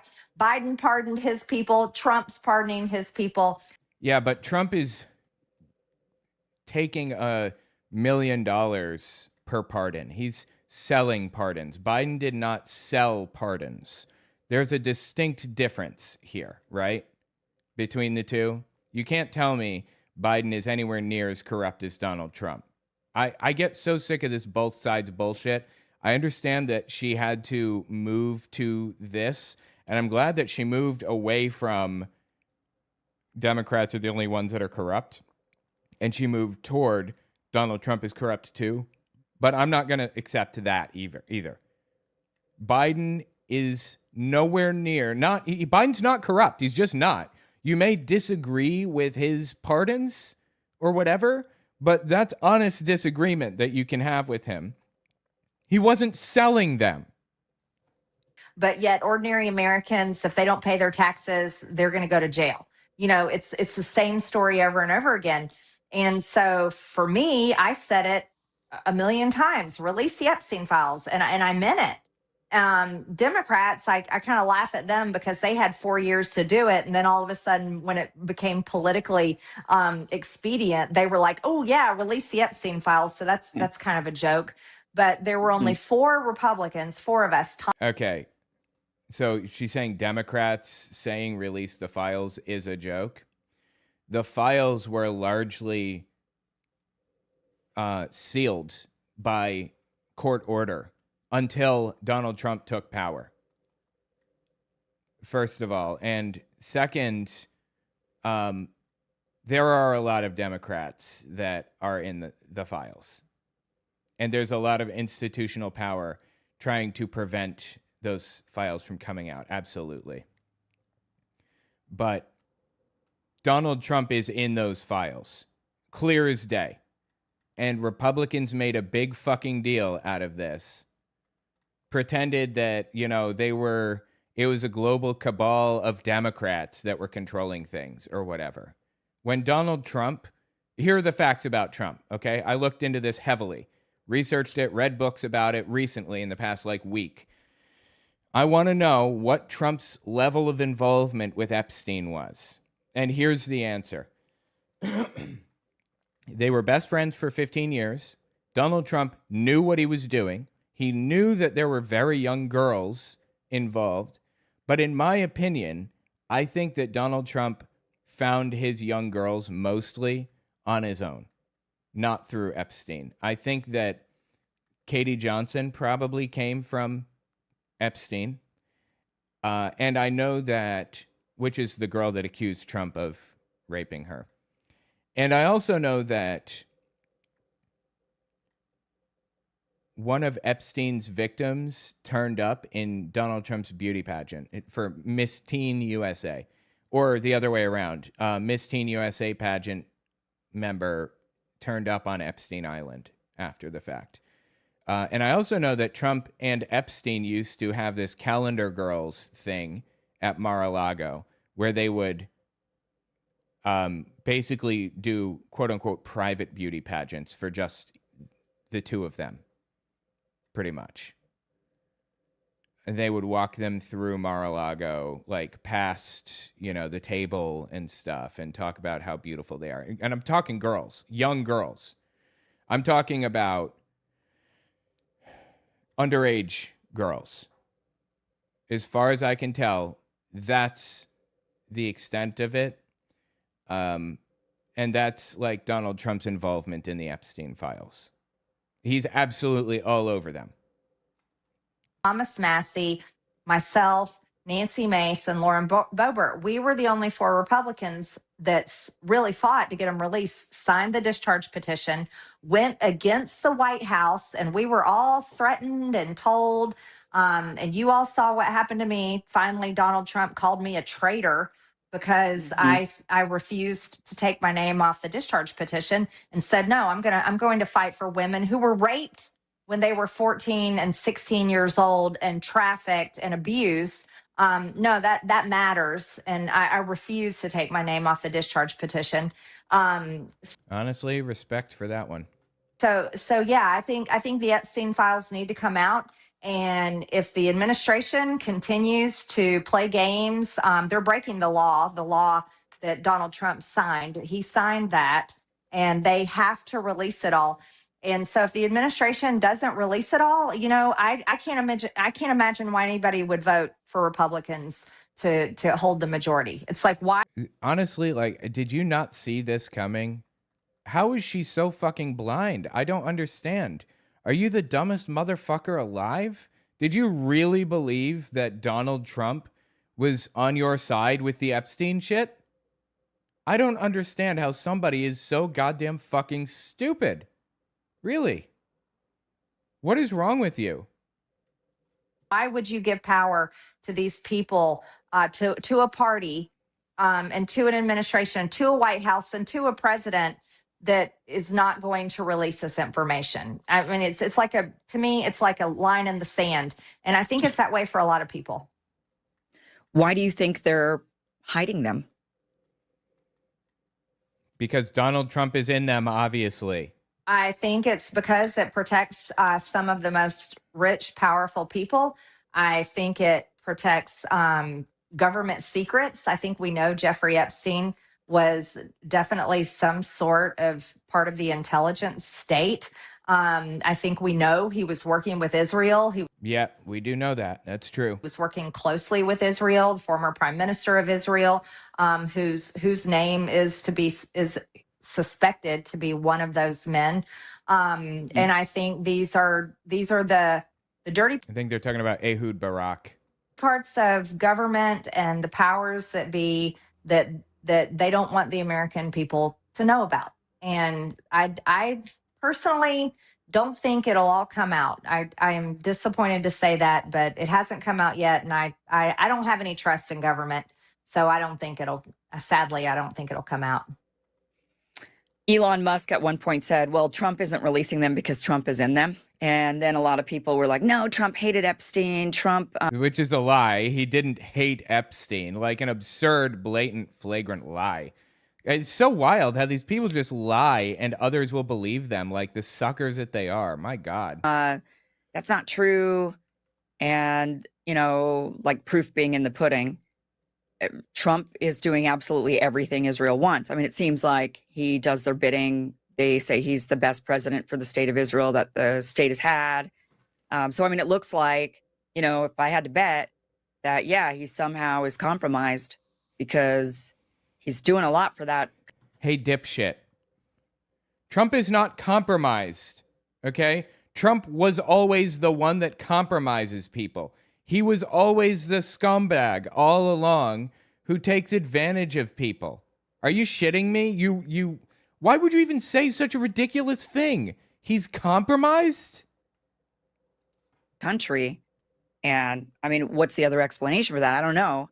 But do you think that Trump is in the Epstein files? Like, you have to be the biggest sucker alive to think that Trump was the good guy in this situation.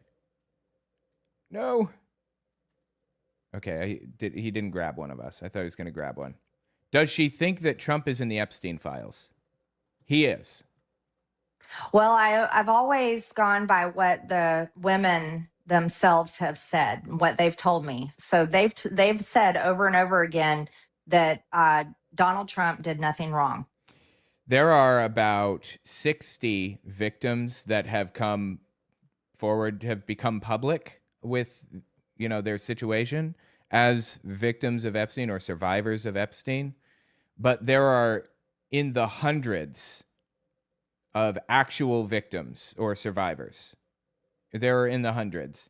And some of those survivors tried to come after Donald Trump and couldn't because they were getting death threats. They withdrew their lawsuit. Specifically, Katie Johnson is a pseudonym, and she withdrew her lawsuit 10 years ago. Yeah, she withdrew her lawsuit 10 years ago because of all the death threats that she was receiving, even though she was anonymous. And Trump hadn't even won, his election yet. So, anyway, the point is, they are out there. The people who accuse Donald Trump are out there. They're just afraid to come forward publicly, obviously. Damn, he grabbed me. The current public victims who have decided to go public with this have said that they're not accusing Donald Trump personally of attacking them specifically. But Donald Trump is protecting people at the very least. And so I'm taking their word. I think their word is what matters. Their attorney, he said that Donald Trump was the only one that helped them. So going by the women that I met. What? Trump is the only one that helped them. What are you talking about?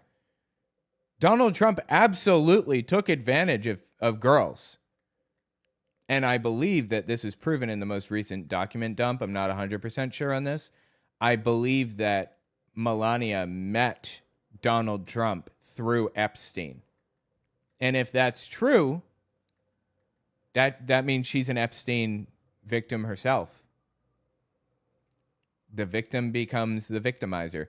That was the setup that Epstein had.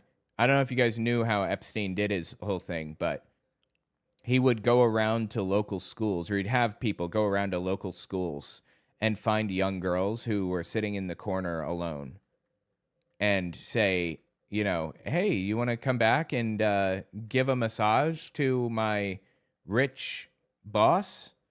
All you got to do is give a massage. That's it. And then they'd be like, okay, $300. They'd show up, and he would be naked in the room, and he would push boundaries. Or he would have Ghislaine Maxwell introduce herself to them, and she would get naked in the room with them alone, just change clothes, completely ass naked, to try to get them used to being naked in a room with somebody else. Grooming them is what that is. And after he took advantage of them, he would continue to call them back and ask them if they'd give him a massage, and he'd push more boundaries. Some of them were like, I don't feel comfortable doing this. I have a boyfriend. And this one specific girl, he did this too. She said, I don't want to do this. I have a boyfriend. And then he forced himself on her in a way that he hadn't before after she said that.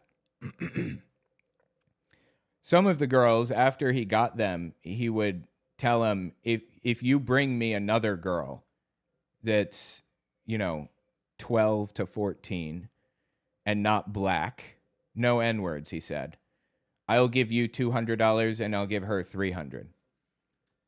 So, the girls would go to their friend group and they'd say, hey, you want to give an old guy a massage for $300? And that's how he recruited. That's how it worked. That's how the whole system worked. So, anyway, the whole thing was evil. Fucking evil from beginning to end. All of it. And Donald Trump was involved. That's beyond question. We know that for a fact. He's all over the files. And in addition to being all over the files, he's also protecting pedophiles. I don't know if you guys saw this image recently, but let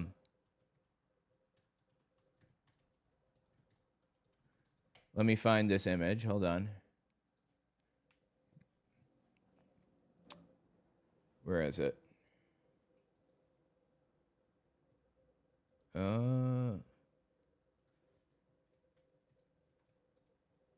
This girl. I'm sorry, I want to find this. Give me just a second.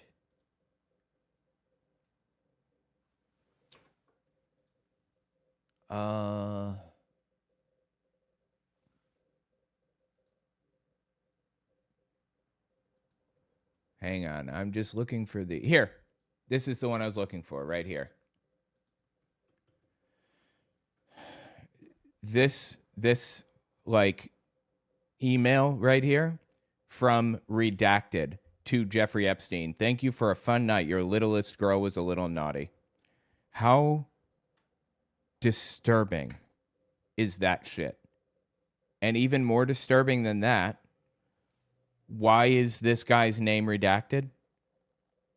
Why did they protect this pedophile? Pam Bondi chose to do that, to protect this guy. What the fuck? Horrifying.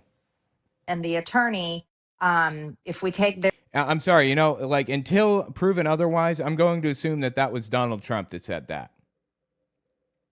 We should assume the worst about these people until we get the right information, seems to me.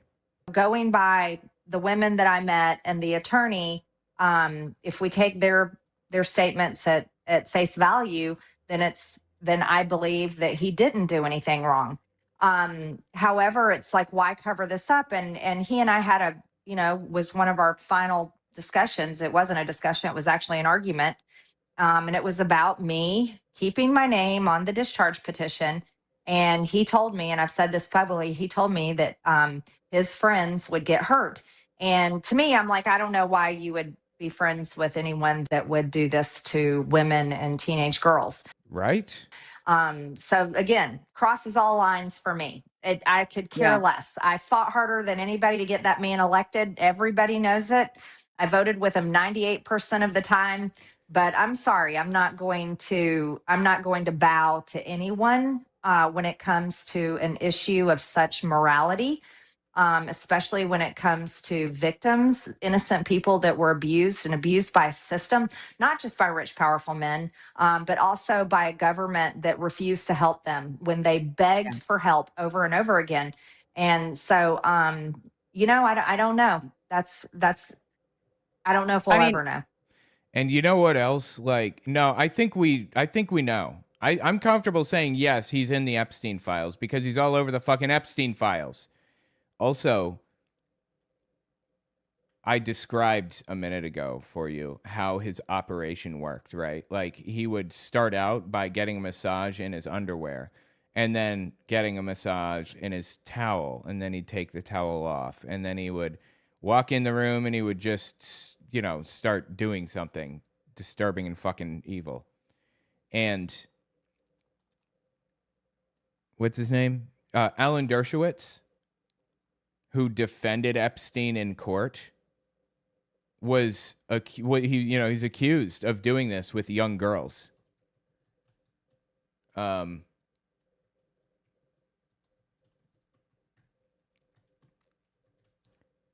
me just verify what he said. I just wish to... No. I believe he said his massage that he got was only in his underwear, so he didn't take that additional step. Are you fucking kidding me, dude? You took advantage of a young girl. These people are broken inside, dude. All right, I got to go grab something. I'll be back in a minute. I'm going to let this play. Just put a marker down. All right, I'll be right back. I agree with you that if the victims are saying he did nothing wrong, then he probably did nothing wrong. But I also think that there's much more powerful forces to get you to, I mean, for me, for example, it'd be if somebody I loved was in the Epstein files, like if it was a family member or, my wife or, or husband or whoever, I don't know. I mean, that would be, but maybe not my spouse, not depending on what role they were in the, there's people that speculate, Melania was one of the women. I mean, look, they had a lot of models. It's possible she was a model. I mean, I know a lot of big name models that were potentially trafficked in the, they were the victims originally. And then kind of, I mean, there's a lot of that I think a person would maybe, I'm speculating, of course, but I think my point being, I think there's other powerful reasons why a person would say, I'm going to protect this. It's not because of my benefit, but it's because of somebody I care about. They're implicated in some way in this, and I don't want to hurt them. Or it's because it could be that if you're living under blackmail, if you're living under threat, or you're afraid for your loved ones' lives, people that you care about, and you have been told that you're not allowed to release this stuff, or something bad may happen. Bad. Let's put, let's say you stood on a rally stage and you got shot in the ear, and that bullet was right by your head, and people, people in the crowd, like, my gosh, Corey Comprador, he got killed, and 2 other people were injured very badly, and he nearly died himself. I mean, maybe that was enough of a threat to say, here's this. You know what? Next time we won't miss, or next time that bullet might be for somebody that you care about. I don't know. Right. I'm just speculating, but I have a strong but those enough types of reason to speculate like that. Yeah. Okay. Maybe. Yeah. Well, or sex tapes of your daughter, sex tapes of your wife, or we can shoot you next time and we won't miss. And there's a lot of motivating factors other than, oh, you're in them. We have you hanging out with Epstein at the pedo island doing, there's other motivating ways to get a person to do what you want them to do. And protecting loved ones is a big one. I think for many of us that are brave, we'd be like, come after me all you want. I mean, you're certainly one of those brave people. But yeah, when they start attacking your children or your loved ones, that's a different story. When I got I'm telling you, when I got death threats on my own kids, serious death threats on my own children, and you piled that was like the final straw for me. I mean, I was like, okay, the president that I helped get elected, the leader of the Republican Party, is now calling me a traitor and says he's going to primary me, which is absurd. And then not a single elected Republican except Thomas Massey, not the Speaker of the House, not the Majority Leader, not the whip, not the chairman of the NRCC, who I pay all my dues to, right? The party. Not one of them stood up for me and said, you know what, Mr. President, Marjorie is actually really, she helped you get elected. She campaigned all over the country for you. She never stabbed you in the back when everyone else did after January 6th. She's not a traitor. Like, then all that happened to me. And then these death threats came in on my kids. Let me tell you, everybody has a point where they're willing to say this isn't worth it anymore. And so I get it.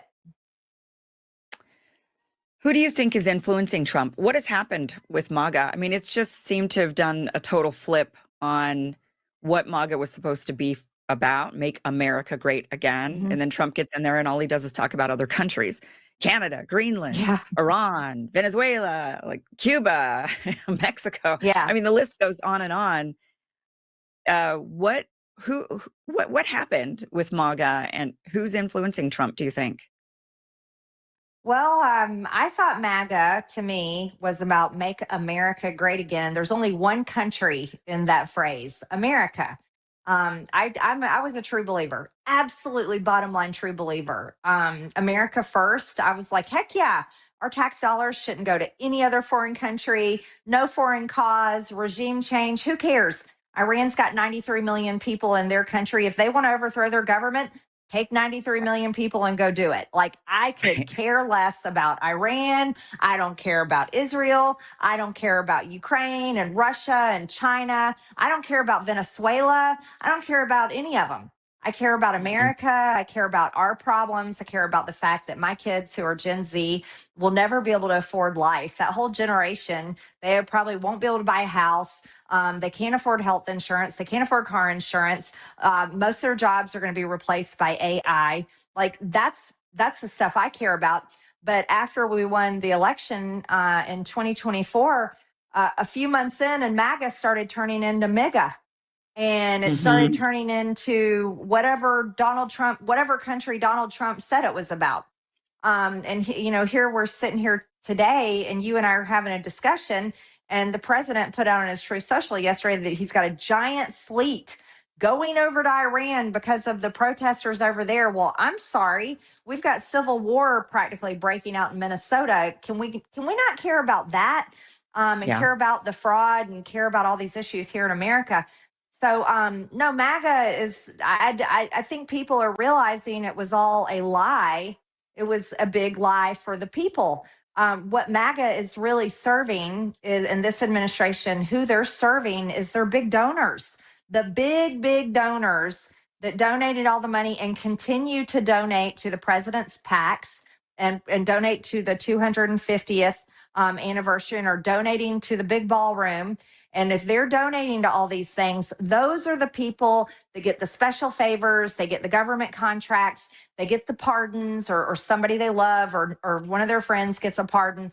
And it's the foreign countries that are running the show here. It's the major big corporations and what is best for the world.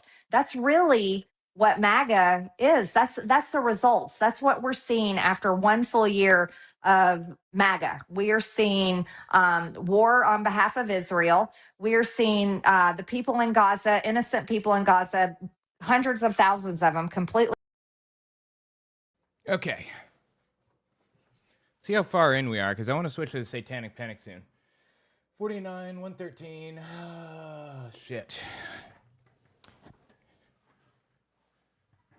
49 to 113. Let's go until 1 o'clock. We'll go for another 35 minutes on this, and then we'll hit the Satanic Panic.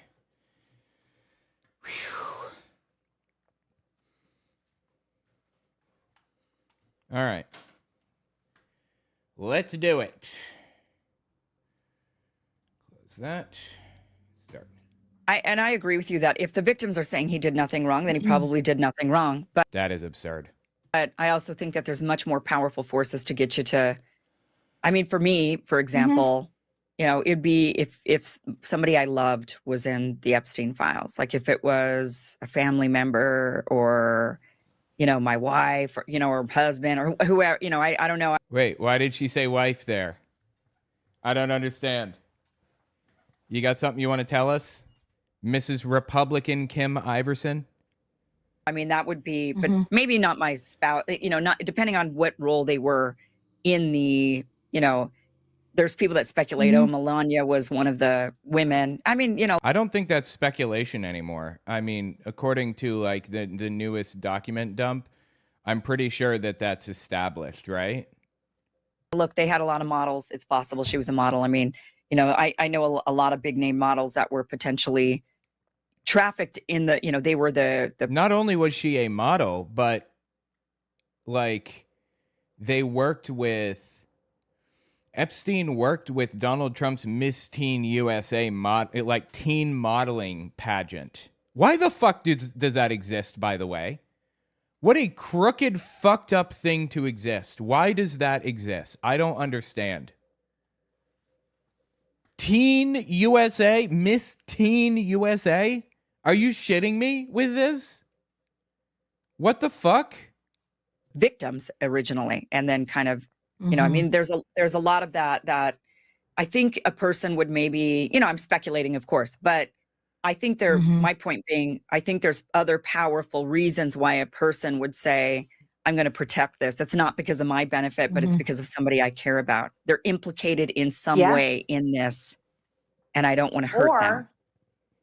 Or it's because it could be that if you're living under blackmail, if you're living under threat, or you're afraid for your loved ones' lives, people that you care about, and you have been told that you're not allowed to release this stuff, or something bad may happen. Let's put Oh, give it a fucking rest, dude. You can't be real with this. You've come up with this clean excuse for Donald Trump so that now he can get away with protecting pedophiles. Are you kidding me? He's guilty, okay? He's guilty. He's complicit. He's working with vile scumbags to protect evil pedophile rapists. There's no way around this. Just admit it. But let's say you stood on a rally stage and you got shot in the ear, and that bullet was right by your head, and people. Oh my God. Yeah, the assassination attempt against Trump was to send a message about Epstein, right? This is fucking disgusting. You have no shame. You're protecting him. Why? People in the crowd, like, my gosh, Corey Comprador, he got killed, and 2 other people were injured very badly, and he nearly died himself. I mean, maybe that was enough of a threat to say, here's this, you know what, next time we won't miss, or next time that bullet might be for somebody that you care about. Okay, well, Donald Trump is supposed to be some kind of a hard-ass, bull in a china shop that's not afraid of anything or anybody, right? Is that correct? So why isn't he protecting people like these survivors? And why is he instead protecting their abusers? I don't understand. I don't know. Why is she trying to justify intimidation? He has a secret service, and he did a Night of Long Knives style consolidation of power attempt where he took, he got rid of everybody in like military and government that he didn't like. And you're telling me he's still living in fear of somebody hurting him? Give it a fucking rest. Just speculating, but I have a strong but those enough types of reason to speculate like that. Yeah. Okay. Maybe. Yeah. Or sex tapes of your daughter, sex tapes of your wife, or we could shoot you next time and we won't miss. And there's a lot of motivating. These people are idiots. Factors other than, oh, you're in them. He is in them. Like, we have evidence that he is in them. We've seen the files and the things that he said previously. He's in them. Okay. We don't need to speculate. Well, why is he protecting them? We know he is in them. We have you hanging out with Epstein at the pedo island doing, there's other motivating ways to get a person to do what you want them to do. And protecting loved ones is a big one. I think for many of us that are brave, we'd be like, come after me all you want. I mean, you're certainly one of those brave people. But yeah, when they start attacking your children or your... Give it a fucking rest, dude. They were supposed to legally release all of the files. And instead of releasing all of them, they released half of them. Why half? Why did they only release half? What's in the other half, I wonder? This half conveniently didn't have anything about Donald Trump, or very little. Even though we know for a fact that he was on Epstein's island and that he flew on his jet like no fewer than like 7 times or something. We know that for a fact. What's in the other files? The other 3.8 million or whatever it is. Your loved ones. Yeah. That's a different story. When I got I'm telling you, when I got death threats on my own kids, serious death threats on my own children, and you piled that was like the final straw for me. I mean, I was like, okay, the president that I helped get elected, the leader of the Republican Party, is now calling me a traitor and says he's going to primary me, which is absurd. And then not a single elected Republican except Thomas Massey, not the Speaker of the House, not the Majority Leader, not the whip, not the chairman of the NRCC, who I pay all my dues to, right? The party. Not one of them stood up for me and said, you know what, Mr. President, Marjorie is actually really, she helped you get elected. She campaigned all over the country for you. She never stabbed you in the back when everyone else did after January 6th. She's not a traitor. Like, why the fuck does she think that's happening? Because he's in the files, obviously, right? How are you so blind? Are you really this gullible? I don't understand how that happened. Then all that happened to me, and then these death threats came in on my kids. Let me tell you, everybody has a point where they're willing to say this isn't worth it anymore. And that's Donald Trump, right? And so I get it. Who do you think is influencing Trump? What has happened with MAGA? I mean, it's just seemed to have done a total flip on what MAGA was supposed to be about, make America great again. Mm-hmm. And then Trump gets in there and all he does is talk about other countries. Canada, Greenland, Iran, Venezuela, like Cuba, Mexico. Yeah. I mean, the list goes on and on. What happened with MAGA, and who's influencing Trump, do you think? It was obviously never about America first. You poor, dumb, gullible fool fell for it. Jesus Christ, can these people be any more gullible? Well, I thought MAGA to me was about make America great again. There's only one country in that phrase, America. I was a true believer, absolutely bottom line true believer. America first. I was like, heck yeah, our tax dollars shouldn't go to any other foreign country. No foreign cause, regime change. Who cares? Iran's got 93 million people in their country. If they want to overthrow their government, take 93 million people and go do it. Like, I could care less about Iran. I don't care about Israel. I don't care about Ukraine and Russia and China. I don't care about Venezuela. I don't care about any of them. I care about America. I care about our problems. I care about the fact that my kids who are Gen Z will never be able to afford life. That whole generation, they probably won't be able to buy a house. They can't afford health insurance. They can't afford car insurance. Most of their jobs are going to be replaced by AI. Like, that's the stuff I care about. But after we won the election in 2024, a few months in, and MAGA started turning into MAGA. And it started into what? What did you just say, a slur? A few months in, and MAGA started turning into MAGA. Make Iran great again? And it started turning into whatever country Donald Trump said it was about. And here we're sitting here today, and you and I are having a discussion, and the president put out on his Truth Social yesterday that he's got a giant fleet going over to Iran because of the protesters over there. Well, I'm sorry. We've got civil war practically breaking out in Minnesota. Can we not care about that and care about the fraud and care about all these issues here in America? So, no, MAGA is, I think people are realizing it was all a lie. It was a big lie for the people. That's the soundbite right there. That's a big deal that she said that. Let me just find it here. Hang on. Let me just zoom in here. All a lie. And here we're sitting here today, and you and I are having a discussion, and the president put out on his Truth Social donors. Wait a minute. Said it was about. And here we're sitting here today. Hold on. It was about. My waveforms aren't right. And here we're sitting here today, and you and I are having a discussion. And the president put out on his Truth Social yesterday that he's got a giant fleet going over to Iran because of the protesters over there. Well, I'm sorry, we've got civil war practically breaking out in Minnesota. Can we not care about that? And care about the fraud and care about all these issues here in America? So no, MAGA is. I think people are realizing it was all a lie. It was a big lie for the people. What MAGA is really serving in this administration, who they're serving, is their big donors, the big donors that donate. Is the big donors. The big. That works. Let me just. Marjorie Taylor Greene says MAGA was all a big lie. Turns on Trump. And now let me export it.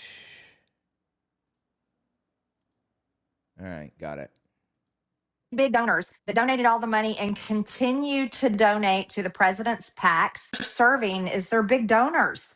The big donors that donated all the money and continue to donate to the president's PACs and donate to the 250th anniversary and are donating to the big ballroom.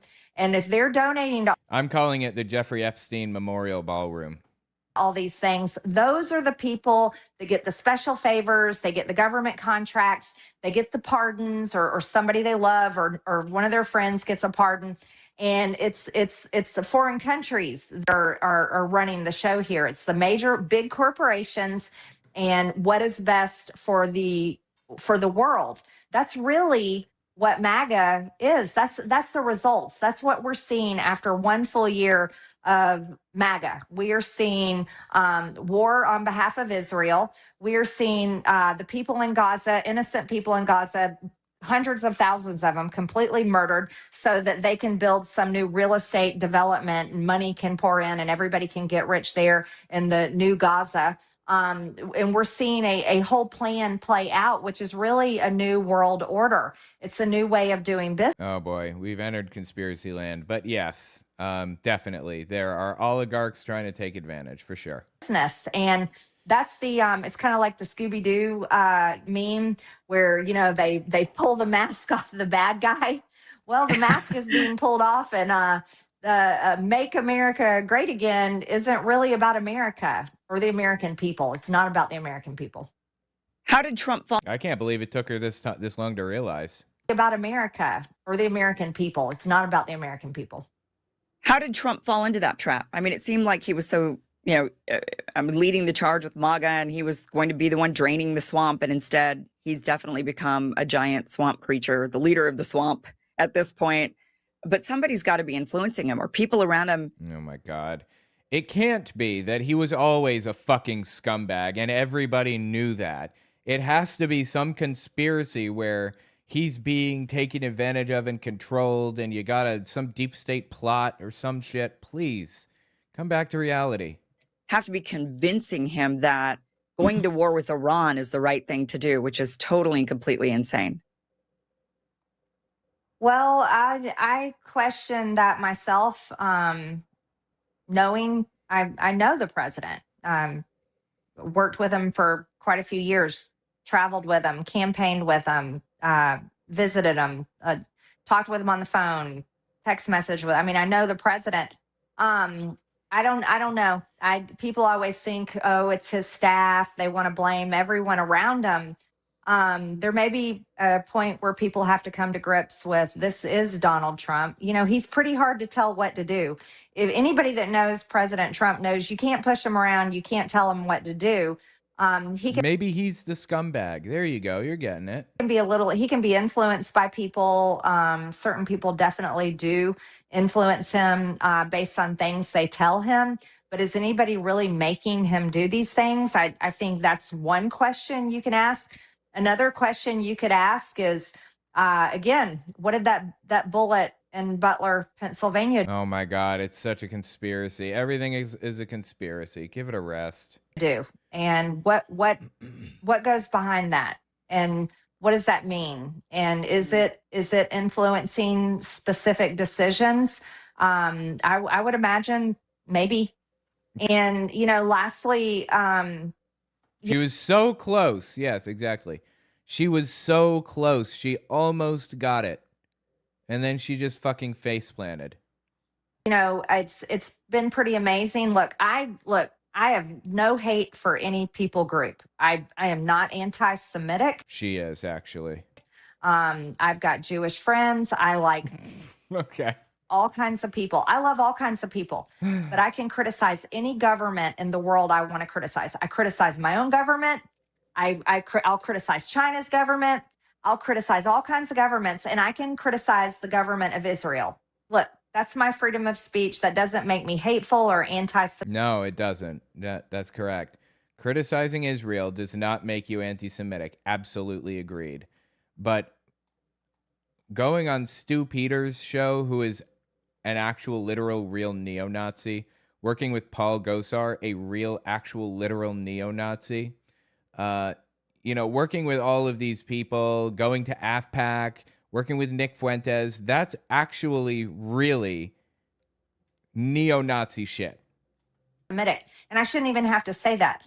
But when we went from no more foreign wars, no more regime change, promising that on the campaign stage, and so did the president, and so did so many other people, quickly into Lindsey Graham's, Bush 2.0 neocon plays here, where we're going to every single war Israel wants us to, and starting to censor certain things on social media platforms.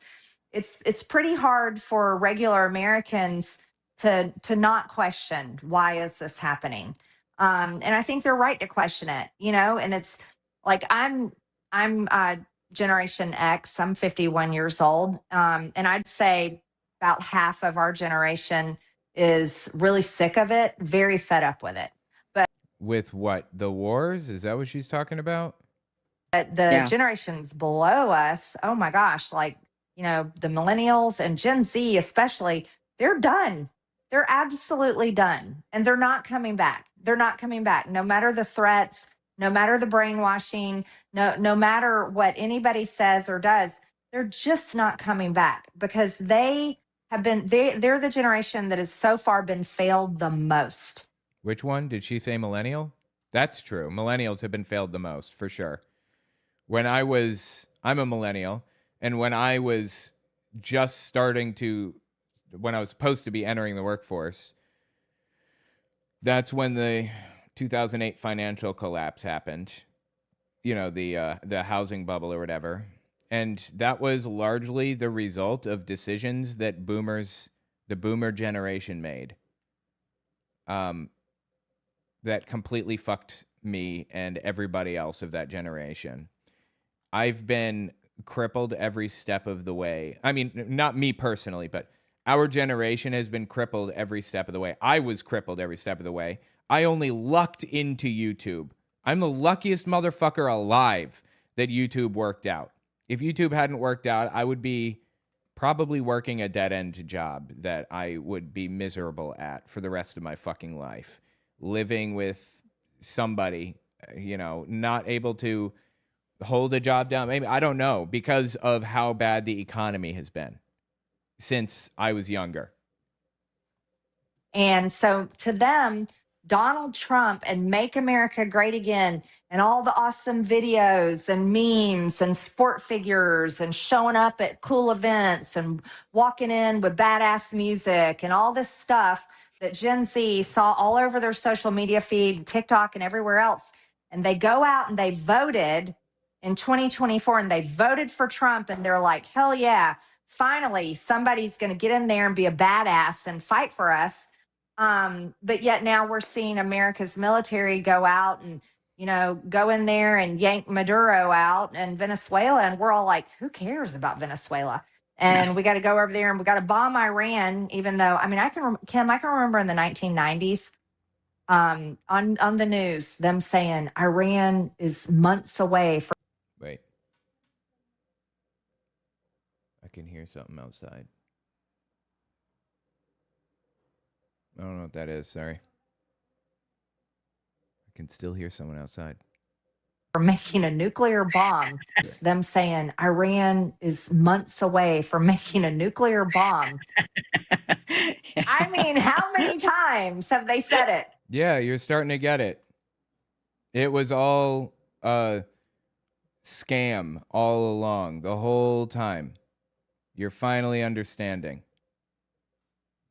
Guess what? We haven't been bombed yet. We haven't been Right. bombed. And after 9/11, we really sucked into that stuff because 9/11 was horrible. And we still haven't been bombed yet by Iran. And they've told us think about this. Oh my gosh, every Hollywood movie you watch, who are the bad guys? Russia. For so long, Russia's the bad guys and the villain is Russian. And we're supposed to be hating Russians, but yet Russia hasn't done anything to me. No, I'm sorry. Russia has... Is this her naivete, or is she actually a fucking scumbag? Russia has meddled in our political system for literally years. How are you this much of a sucker, Marjorie Taylor Greene, that you didn't see this, that you didn't know this was happening all along? Russia has been fucking with us since forever. They've been using our hatred of each other, our division, and making it worse intentionally because they want to make everything worse for the United States. How did you miss this? I don't feel offended or hurt by Russia. As a matter of fact, I don't even think about Russia. I'm pretty impressed they're such a Christian country, you know? So it's things like Yeah, that's what they wanted you to think. Are you shitting me right now? that people are just really, no matter what they say on the news anymore, it doesn't work. And, you know, I'll just wrap with this one thought. When you watch people watching Fox News every day, 24/7 with their volume turned all the way up in their living room and it's so loud that you can't hear anything else. Those are the baby boomers, and God bless them. Those are my parents' generation. I love so many of the baby boomers, but they are the most brainwashed generation. Yes. Oh my God. Again, she's brainwashed, so I don't want to hear it. Because they eat that crap, like they just eat it up all day long. They're spoon fed the propaganda on TV, and but they don't have much longer. And so I don't know how the political industrial complex is going to continue to brainwash Americans, because we're just not brainwashed anymore. Says Marjorie Taylor Greene, of all people. She is still brainwashed, very brainwashed. What do you think is the future for us? Where do you think we're headed? I mean, I never would have guessed the beginning of the Civil War would be breaking out in Minneapolis, but it does seem like... That's not what's happening. The beginning of the Civil War is not breaking out in Minneapolis. Donald Trump is harassing innocent Minnesotans with ICE. If he leaves, people will go back to their lives. These people are just disgusting. They're supporting the boot of the man over individuals. These people who talked all about how they don't want to, or how they won't allow the government to tread on them, and they're going to like gather weapons to protect themselves and all that stuff. And suddenly a tyrannical government actually does show up, and they're nowhere to be found. Like Minneapolis has been the hotbed of the uprisings over the last, since George Floyd. Why do you think that is? It's because the government's sending people in to harass them right now. Really? The rhetoric online, it's very, very, Americans are against each other. It's very hateful. It's very vitriol. I feel like there's forces behind them that are trying to get us to hate each other, so that for what purpose? Maybe to reel us into a civil war so that they could then do the new world order on us, Oh my God, dude. These people are beyond hope, honestly. Like enact all kinds of surveillance and take away a lot of our freedoms, tons of freedom. I mean, how bizarre is it that right now all these Republicans are arguing against the Second Amendment, essentially? There's that. Just like so many Democrats during COVID were arguing against my body, my choice. You're like suddenly... No, that's not what happened. She's talking about the vaccine. I wasn't arguing anybody should be forced to take the vaccine. At no point did I ever argue anybody should be forced to take the vaccine. I argued that people should take the vaccine of their own free will, and you're a fucking idiot if you don't. That's what I argued. Very different. the Right. pro-choice Democrats suddenly were no longer pro-choice, right? When it came to the COVID vaccine. Give it a rest. No, I am pro-choice. I was pro-choice the whole time. I don't want anybody to be forced to take a vaccine. But your dumbass should take it to help society. I mean, it's just the hypocrisy, the flipping, where do you think, where do you see us, where do you think we're headed? Do you think we're headed to civil war? No, I don't. And the reason I say that is because the conditions are not right in the United States for a civil war. The situation that we're in right now can't be solved by a civil war. Civil war only works if you have a military that is stronger than the government military, and we don't.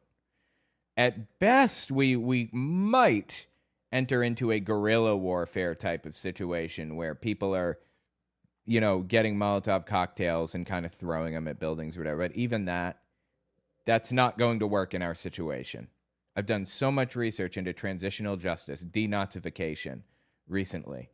And I've come to find that violence is not actually going to solve our problems in this situation. Not that I'm opposed to it in, like, the case of the actual Civil War in the 1800s. I think violence was the answer in that case. It's not the answer in this case. It's not going to be possible for us to take back the country through violence because we're just not in that stage right now, basically. I do think that I think that what we need to do is we need to get people to turn on the Republicans. We are succeeding right now. We're doing it. We are winning. And we are doing it by revealing Republicans to be the monsters that they are, or Donald Trump to be the monster that he is. Listen to what these two right-wing extremists just said. Republicans are turning on the Second Amendment. That's us winning. The fact that they just said that is us winning. We are winning through information, proving that Republicans never gave a fuck about any of this stuff. They never cared about the Second Amendment or any of that. It was always a lie. The real way you win these types of situations is by demoralizing the opposing demoralizing the opposition, basically. By making all of the administrators up and down, the chain of command suddenly not feel motivated to follow commands anymore. Basically demoralize them to a point where they're quiet quitting. That's how you win this. And it's working. I think it's the political industrial complex. Look, they play Americans so hard. They have to. That's how their business model works. They have to turn Americans against each other and create hate between Democrats and Republicans because that's how they drive donations. That's how they drive votes. So it's the political industrial complex, and the media plays a part too because that's how they make money. If the media has you addicted to, oh my God, civil war in Minnesota, you're going to watch it all day long on their news stations, and their ad revenue is going to be great because they're getting so many views. And so the ad buyers are spending a bunch of money. That's how it works. But the reality is most Americans don't want to fight each other. I mean, what people see on X is hyper focused political bullshit. It is absolute bullshit. When people get off and put the screens down and put their phones out and you walk out and you talk to your neighbors and you go to the store and you get out in the real world, people actually want to get along. Yes, absolutely. And that's what's happening in Minnesota. And Donald Trump is sending federal troops unwelcome into Minnesota and harassing people. And the community got together and are pushing back against it. That's what's happening right now. I mean, yeah, you're going to bump into your occasional, like, some Democrat that hates Republican, Republican that hates Democrat. Yeah, that's out there. But most Americans don't care about any of this crap. But I'm telling you, and I can't reiterate this enough, they want to feed it to you. They want to brainwash you to the point where regular Democrat voters are like, some mom goes in her minivan and she's like all joined up into spotting and watching ICE and all this stuff, that she ends up getting herself, or she ends up, I'm not going to say she got herself killed. She ended up getting shot in the head and she's dead. And then you've got this Wait, I'm sorry. What was that she just said? One more time. Stuff that she ends up getting herself, or she ends up, I'm not going to say she got herself killed. She ended up getting shot in the head and she's dead. That's very interesting. Renee Good is one of the she is the less defensible of the two, Alex Preddy and Renee Good, because she was in a car and could, the angle is one that Republicans have an easier time arguing that she was trying to run him down, even though she obviously was not. But Alex Preddy wasn't doing jack shit to anybody. He was literally just constitutional carrying and got shot in the back of the head by ICE for no reason, just because. That is completely indefensible. And she chose to defend Renee Good as well. That is very interesting to me. I mean, I know that she stands for ICE generally. I find it very interesting that she is defending Renee Good. And then you've got this guy, what is his name? Alex Preddy. Alex Preddy. Nick Fuentes pronounces it pretty because he thinks it's an insult to him. And I'm guessing that's where Marjorie Taylor Greene picked that up from. That's fascinating. If you listen to the shit that Marjorie Taylor Greene says, she's repeating a lot of the shit that Nick Fuentes says verbatim. Fuentes does not like Donald Trump either. Preddy he was a nurse and he was all these things. And then he ends up, I guess he lost his job and he gets so sucked into the madness. I know. I don't believe he lost his job. No, he didn't lose his job, did he?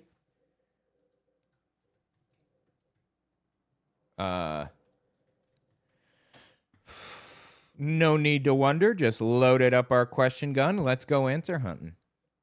This is actually really interesting. Hold on. Zoom out. We're almost to the end here, so we're good. No, he did not lose his job. That's a lie.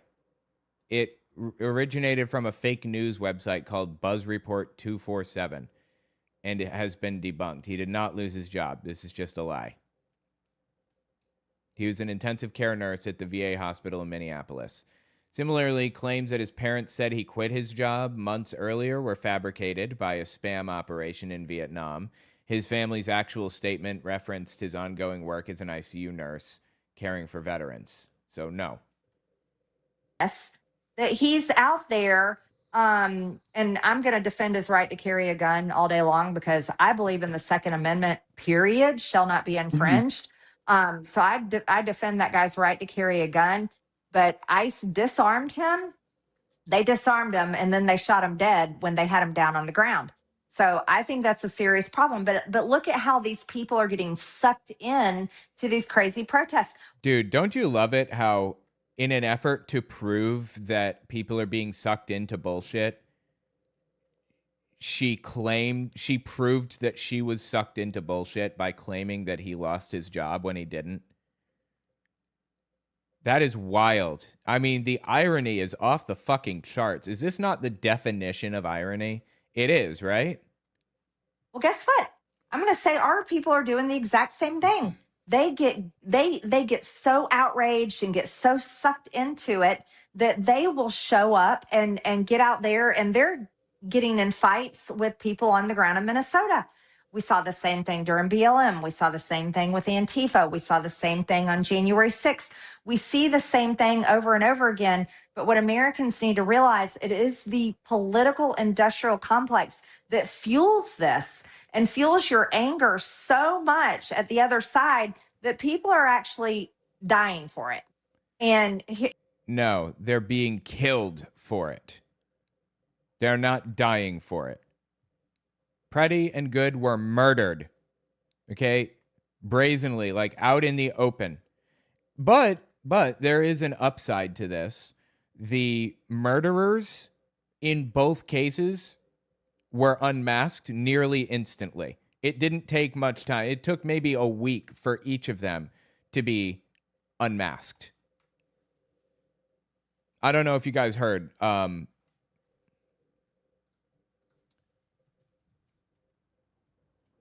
Wait, legacy model. That's weird.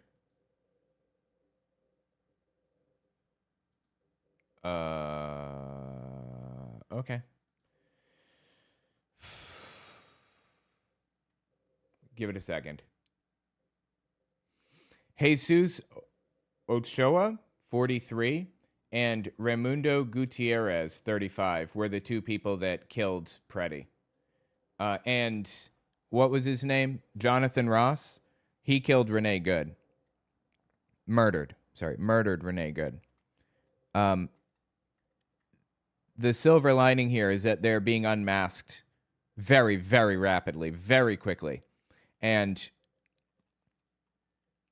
as a result, people will be less willing to, like, do heinous things to that degree. Because the news will track them down hard. That's a good thing. The news is doing what it's supposed to currently. You want to know how you stop it? Is you go, no, I refuse to be a part of this. I'm not going to be a part of this. I'm not going to go to jail. I'm not going to spend my money on it. I'm not going to lose my life for. Why is she siding with ICE in this situation? I don't understand. You think it was Alex Preddy's fault for being there? Why are you criticizing him? The love of God for politics. But what you do is Americans need to force the issues that matter in politicians' faces. I would say health insurance is a pretty important one. I would say the fact that you're taxed on literally everything from your car tag to your car insurance. It's kind of annoying that you have like 16 different, taxes that you have to file and that you have to pay. I would love it if it was consolidated, but I'm really fine with paying like high taxes. In fact, our taxes are not high enough, to be perfectly honest with you. Maybe the middle class's taxes are high enough. Billionaires are not taxed enough, not even close. My complaint is that it's not consolidated into one. In Australia, if I'm not mistaken, I mean, the IRS already knows what you owe them. They could just send you the bill. In Australia, they do. They send you the bill, I believe. Or they just like automatically withdraw it. It would be fantastic if they just did that here. But, with all the deductions and itemizing everything, they complicate it. It should just be a percentage of what you made, I'm thinking. I mean, there are better ways, and economists can attest to the fact that there are better ways to do this. To your house. I mean, everybody's taxed on everything. I would say that's something to shove in politicians' faces. I would say data centers are something to shove in politicians' faces. And the fact that data centers, you need to protect our jobs, and AI cannot replace humans. Humans matter. People matter. No, we don't want to be replaced by AI. Okay, well, I'm sorry. That's just going to happen for better or worse. I don't think I like that any more than you, but that's technology. Like, they invented this little machine that you drop pills into at the counter, at the pharmacy, and it counts the pills for you. And that eliminated a job. You used to need 2 people to count pills, and now you just need 1 to drop the pills into the pill counter. That's a job being replaced by a machine, and that's just going to happen. Like, when that machine is invented, people are going to use it. Bottom line, I'm sorry. We have to adapt as a society to work around that type of thing? And the answer is that second job that used to exist that no longer exists, that job is going to go to manufacturing those machines. Now there's going to be a manufacturing job that there wasn't previously because these machines didn't exist before. This is just how society works. And, you know, that's what it is. I think it's when, and I'm just being really honest with you, Kim, it's when Americans stop getting sucked in, and it's hard. It's really hard. But when Americans stop getting sucked in and used and told, this is what you're supposed to be mad about. This is what you're supposed to care about. This is what you're supposed to fight for. We're going to fight for this. And you're not a loyal Trump supporter if you're not out there fighting for it. And you're not a loyal Democrat if you're not out there fighting for it. This isn't a both sides issue. Donald Trump is a fucking monster, okay? There is no equivalent to Donald Trump in the United States right now. When people stop doing that and saying, no, F you, you know what matters to me is the language, madam. Fact that houses cost too much money, rent is too high, we can't make enough money, my family's got to work 2 or 3 jobs, married couples can't have one spouse stay home and raise the children anymore, the dollar is shit, it's not worth anything anymore, and here we are at approaching $40 trillion in debt. I think when Americans get up and they shove that in the faces of politicians that they vote for and elect and say, no, we're not going to get sucked in anymore. Okay, Bernie Sanders has been doing that for literally decades. Where were you? You were supporting the fucking monster that was making this shit worse. That's where you were. I think that's when it might change. But it's going to take Americans being really committed to do that. What's next for you? Are you a Republican? Did you announce that you're now an independent? Are you joining The View? No, I haven't left the Republican Party. I would argue the Republican Party has left me and probably a lot of other Republicans. I haven't switched to an independent. I have not joined The View. I'm definitely not a Democrat. I have one of the most conservative voting records in Congress. And I'm America first and not whatever MAGA has turned into. Are you going to run for governor of Georgia? Oh, Lord God. Everybody asks me this. Okay. I've said it over and over. No, I'm not running for governor. Oh, thank fucking shit. I'm actually really relieved to hear that because she's really a monster. She's a monster. Marjorie Taylor Greene is. Jesus Christ. I've put out statements on my social media like a year ago saying I'm not running for governor. I'm not running for Senate. I put out, it was an article. It was an article on X about all the reasons I'm not running for Senate. Are you running for president? I'm not running for president. I'm very much, look, I'll say it like this. Politics was literally, I served 5 years in Congress. Actually, I lived up to my term limit pledge better than anybody. So I've spent 6 years, 1 year campaigning, 5 years in Congress. That was a very small percentage of my adult life. So I'm very happily doing normal things, spending time with my kids, my family, my friends, and catching up on life that I missed out on for the past 6 years. But we need you. Well, I would say if I'm needed, I would need the American people to wake up to the stuff I'm trying to tell them before I ever thought about going back. Don't leave us. Don't leave us. That's my plea. I mean, I would just love to see you jump back in somehow, some way. It was really sad to see you go. Was hoping that there was maybe some pivot to something bigger and better and maybe where you could be more effective like governor of Georgia. I think you shouldn't rule that out. I think you should still maybe go for that. Where you could actually make some... She's not popular among Republicans, and she's not popular among Democrats either. She's not winning anything. Real effective change on a local level. I think more and more Americans are waking up to local politics and realizing that... Oh, yeah. It's so funny. Yeah, and it's funny to see the Democrats, right? They were always so big government and federal government. And now... They are? They're becoming like small government, small local government. You know, we went. No, there's been consistency this entire time with the Democratic position, with the left-leaning position. There's always been consistency. Separation of church and state and all that other stuff. The Republicans have no consistency, and when they bounce back and forth from one thing to another, they think Democrats are moving around. That's what's happening, actually. We're going to run ourselves because we want to make sure everybody's vaccinated in our little city or whatever. It's like, okay, whatever your motivation is. Nobody ever tried to force anyone to get vaccinated. That never happened. There's a testing mandate where if you were vaccinated, you could be exempted from getting tested every week.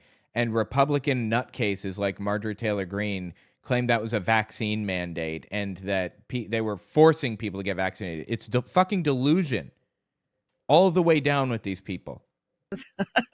But yeah, Right. you know, it's a good idea for each of us to kind of run our own enclaves because we're all so different. We have different viewpoints. And the great thing about being an American, which myself, I just moved back to Idaho from Los Angeles, and I was born and raised in Idaho, is that I can choose. You know, what's great about being an American is you can choose where you want to live that fits your political or your lifestyle, you know, better, the way you want to raise your family or be surrounded by people with the same viewpoints or whatever. And we have that freedom to do that. Or skin color. But I think more people are waking up to local. And I would just love to see you do something on the local level, like governor or something, you know. So I'll just keep planning. Well, governor is not local level, but okay. Local politics are a lot better, honestly. Everything feels chaotic and confusing and like a complete mess, like a train wreck. But honestly, on the local level, you can affect so much change. And American Atheists works on the local level with like local volunteers to get things done. And they do a fantastic job. Like, seriously. The people at American Atheists are not discouraged by what's happening because they are still actively now to this day affecting change. Well, because local politicians like state senators, state house members, and people like that, they aren't celebrities. They're just, you know, they're doing their best for their constituents genuinely. They're not targeted by scumbags or, you know, like lobbyists who are trying to force their hand and all that shit. Not in the same way that like federal people are being targeted. Not in the same way. So you can do a lot on a local level, and it'll make you feel better about the situation, honestly. That, like Governor of Georgia, Marjorie, Governor, Thank you. Governor Taylor Greene. Doesn't that sound good? Governor Taylor Greene? See? I don't know. I tell you what, it's a lot of people have to see the truth before I would ever think about doing anything again. Yeah, but I agree with you on local. That is the best advice. People can actually change their city. They absolutely can, 100%. Get involved in local politics. Seriously, go to local town halls and everything. You can talk to these people. Like, you'll never be able to get in a conversation with Bernie Sanders or AOC, but you can talk to your local senators and congressmen, like your state senators and congressmen. You could probably email them, like now, and get a response from them. Not from their people, from them. And tell them that you want this or that, or you want to lobby for whatever. And they'll do it. Seriously. Work with them. They can change their city and their county, and they can affect things in their state. Super easy. Barely an inconvenience. But that machine up in Washington is pretty fixed. Marjorie Taylor Greene, thank you so much for this great conversation, this candid conversation. Just, again, going to miss you a lot, but hopefully you'll be back on this show so I don't have to miss you too much. Anyway, there you go. It sounds like that's the end of it. That was wild, dude. She is turning on MAGA, but she's still a nutcase, so she doesn't get a pass on this one. Tell me what you think about it in the comments. All right, I wanted to cover this satanic panic thing that I found. Let's see if I can pull it up real fast. Hold on. Here it is, right here.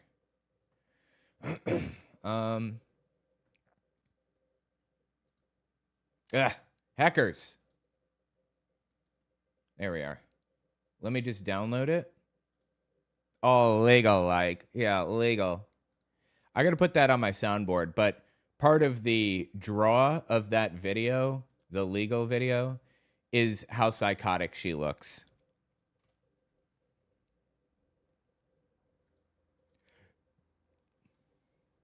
I'm downloading this video, all legal, like. In Jasper County, motherfuckers, I'm coming for you. Yeah, motherfuckers, I'm coming for you. Yeah. All legal like. Yeah, legal. We'll do it on your terms, motherfuckers. Well, our government needs stopped. Stopped. well, yeah, YouTube will do it on your terms, motherfuckers. I'm doing this all legal. I love that video so much. It's like my favorite video of all time, probably. I'm still downloading it, all legal. It's almost done. Actually, it's doing the analysis. I do have a copy of it now, so we're good. All right. This video came out in 1989. It's a 60 minutes video on the Satanic Panic. It is psychotic. Listen to this. To describe this story as horrifying would be an understatement. This is the year I was born, 1989. And if that sounds like a warning, then that's exactly what it's meant to be. It deals with the sexual abuse of children by satanic cults. And not only that, human sacrifice. Turns out, actually, as a matter of fact, it was Donald Trump doing it at this time all along. Or, at the very least, his best friend, Jeffrey Epstein. Donald Trump was doing it at this time as well, I believe. Sacrifices as well. We started investigating these secret satanic cults when a British member of Parliament linked them with the ritual murder of children. In this day and age, it sounded too far-fetched, as did suggestions that the same thing might be happening in Australia. So it sounded too far-fetched, and that didn't, like, kick something in your brain, like, you know what, maybe we should do a little bit more investigative reporting before we actually put this on the air? That didn't cross your mind, you dumb son of a bitch? But then we met Teresa. She's only 15, and for 12 of those years, she's been the victim of relentless depravity. Teresa's story is both shocking and compelling. And fake. Yet, it's a story she's anxious to tell. But again, we should warn you that parts of this report may be distressing. Oh boy. Friends of family and strangers and my family used to rape me. Let me tell you what happened with this. I don't know this very specific case, but the thing that kicked off the Satanic Panic originally, I think it was in like 1983 or something. It was a daycare where a kid basically told his mom that the teacher at this daycare or whatever, the whatever, was putting a saddle on his back and riding him around like a horse, riding him around the room like a horse, and levitating and all kinds of crazy, nonsensical, ridiculous things that like a kid would make up because they're children and they don't understand physics. They haven't taken a physics class yet. And the mom starts saying, did they take advantage of you? Did they touch you? And the kid, not fully understanding what was even being asked, said yes. And the cops come and start asking direct questions to all of the children. Did the teacher touch you here? Did the teacher touch you there? And the children, again, not understanding, said yes. They weren't leading questions to 4-year-olds. They were directed questions that were prying the answer yes out of them. So basically all of the teachers at this daycare went to prison. Some of them are still in there, even though they're innocent, because they exhausted their appeals during the Satanic Panic era, when everybody was afraid of Satanists. And now they have no other choices. They can't get out. That's it. They're done. Sorry, I'm getting a phone call from... I feel like I should answer this, but I don't want to. Because I'm busy. Let me just see what this is. Hold on. I'm not sure who this is. One sec. Let me just look this up and see if I can find out. 1 second. Call from 7. Okay. I'll deal with this later. I'm busy. Anyway, like all of the satanic panic stuff was completely made up all along. And the daycare shut down and everybody, you know, all the like they created trauma in these kids for no reason who didn't experience any trauma. They were literally 4 years old. Hold on. I'm just looking.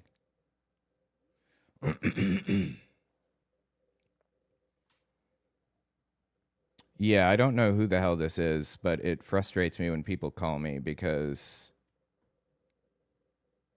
they can't just text. Like, what do they want? And it's local from this area. I feel like I should have answered that.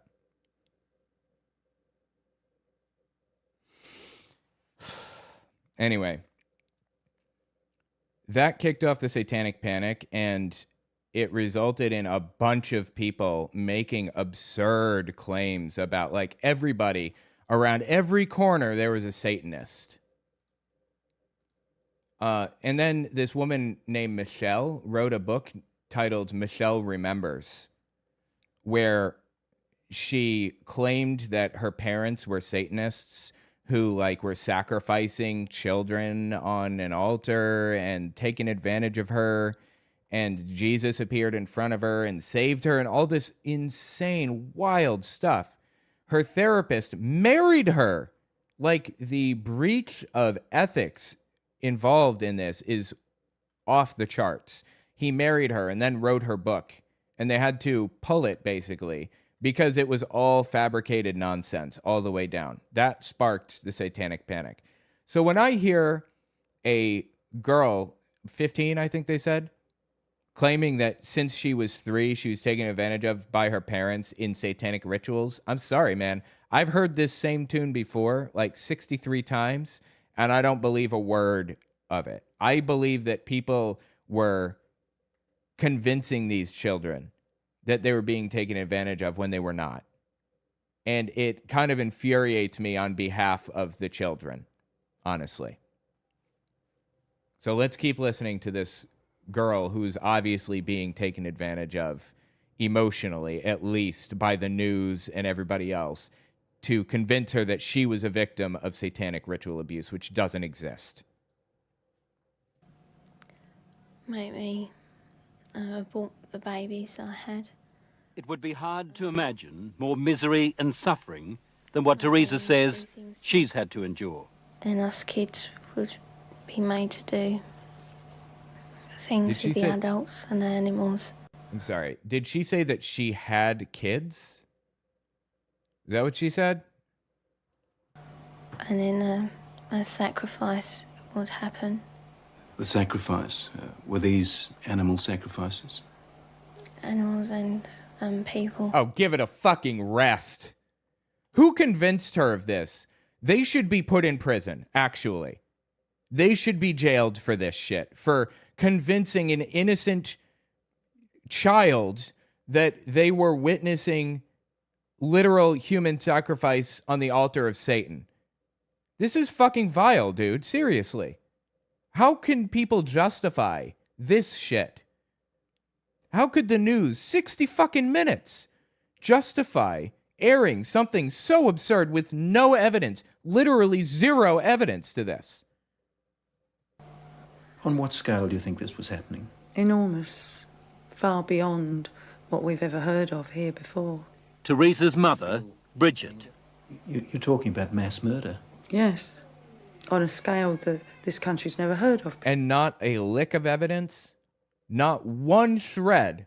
Really? We have literally nothing to back this up. I mean, can you point us to the bodies? Can you point us to the fucking altar?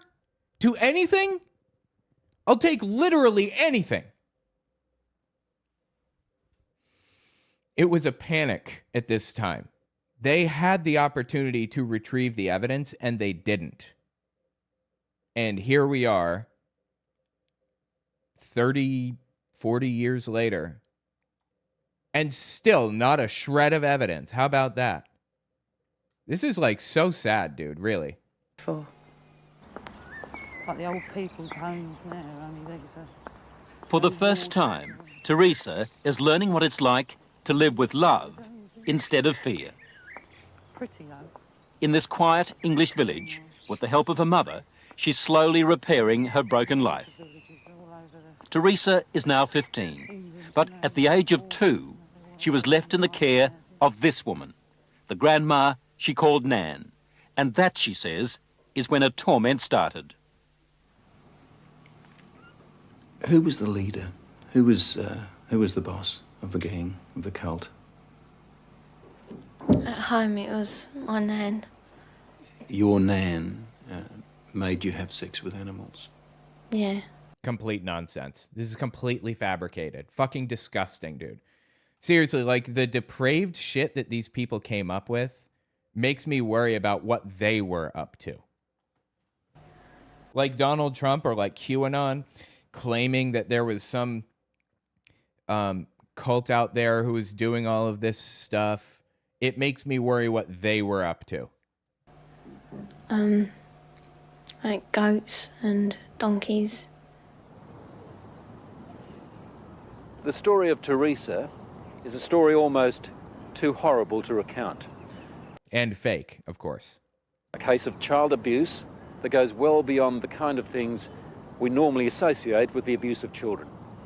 In 27 years of reporting, it has to be one of the most painful stories I have ever had to tell. How many men or how many people would have sex with you? What, at one time? Yes. About everyone who was there, which must have been about 20. Oh, please, dude. I mean, this shit was really happening. Jeffrey Epstein was doing shit like this. Is it weird that they were talking about like some like satanic thing instead of Jeffrey Epstein? Why weren't they talking about him? Or Donald Trump at the time? You know, from 10 to 20 people. If it was a big ceremony, it used to be 30. What would your grandma be doing when these men were forcing themselves on you? Usually laughing. Or smiling. Or having sex with another man. Or other men. Wait, the men were having sex with other men? Is that what she's saying? Is this like an anti-gay bit or whatever? A chronicle of debauchery and depravity so horrific it's hard to believe. You have to ask yourself, could Teresa be just making it up? Yes, that is exactly what is happening, actually, as we now know. No. Shame on you, 60 Minutes, for this shit. I know what's true and what's not. No, I know what I saw. Children don't make up elaborate lies that this would have to be if it was a lie. That's right. The adults make it up and push it on the children and convince them that that's what happened. Which I know it is not. It isn't. This couldn't be a terrible dream, a nightmare that you're reliving. No. It's no dream. She's very, like, deadpan. It's a nightmare, but it's not one you can wake up from.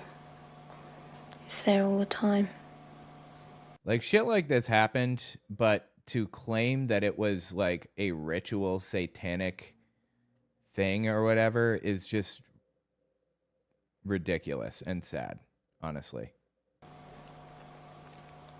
This really happened. You're quite sure of that? Yeah.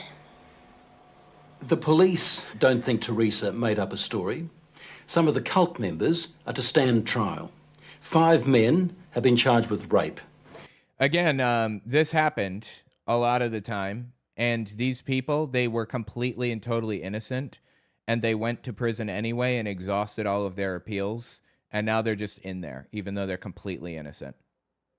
That's what the pardon power is supposed to be used for, by the way, to prevent that type of thing, to protect people from gross injustice like that. But, you know, they're never getting out. They're going to die in prison for things that they didn't do. As for Nan, the grandmother, she's 61 and lives in this council flat in South London. She's charged on 7 counts of aiding and abetting rape and 2 counts of performing abortions on Teresa. I'm sorry, I simply don't believe any of this. Let me look this up, actually. Let's see if we can find out more info on this. Hold on. 1 second here.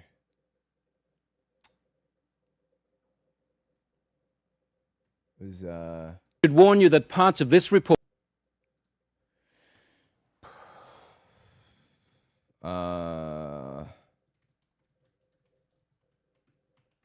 Panic video from 60 Minutes. Satan's Children producer John Penlington.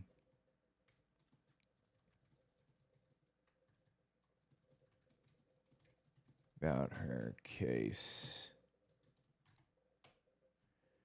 1 second. Let me just see if I can find more info on this specific case, if possible. I'm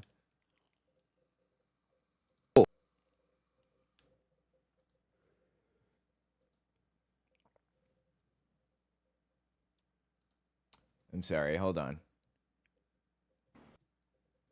Give it a second.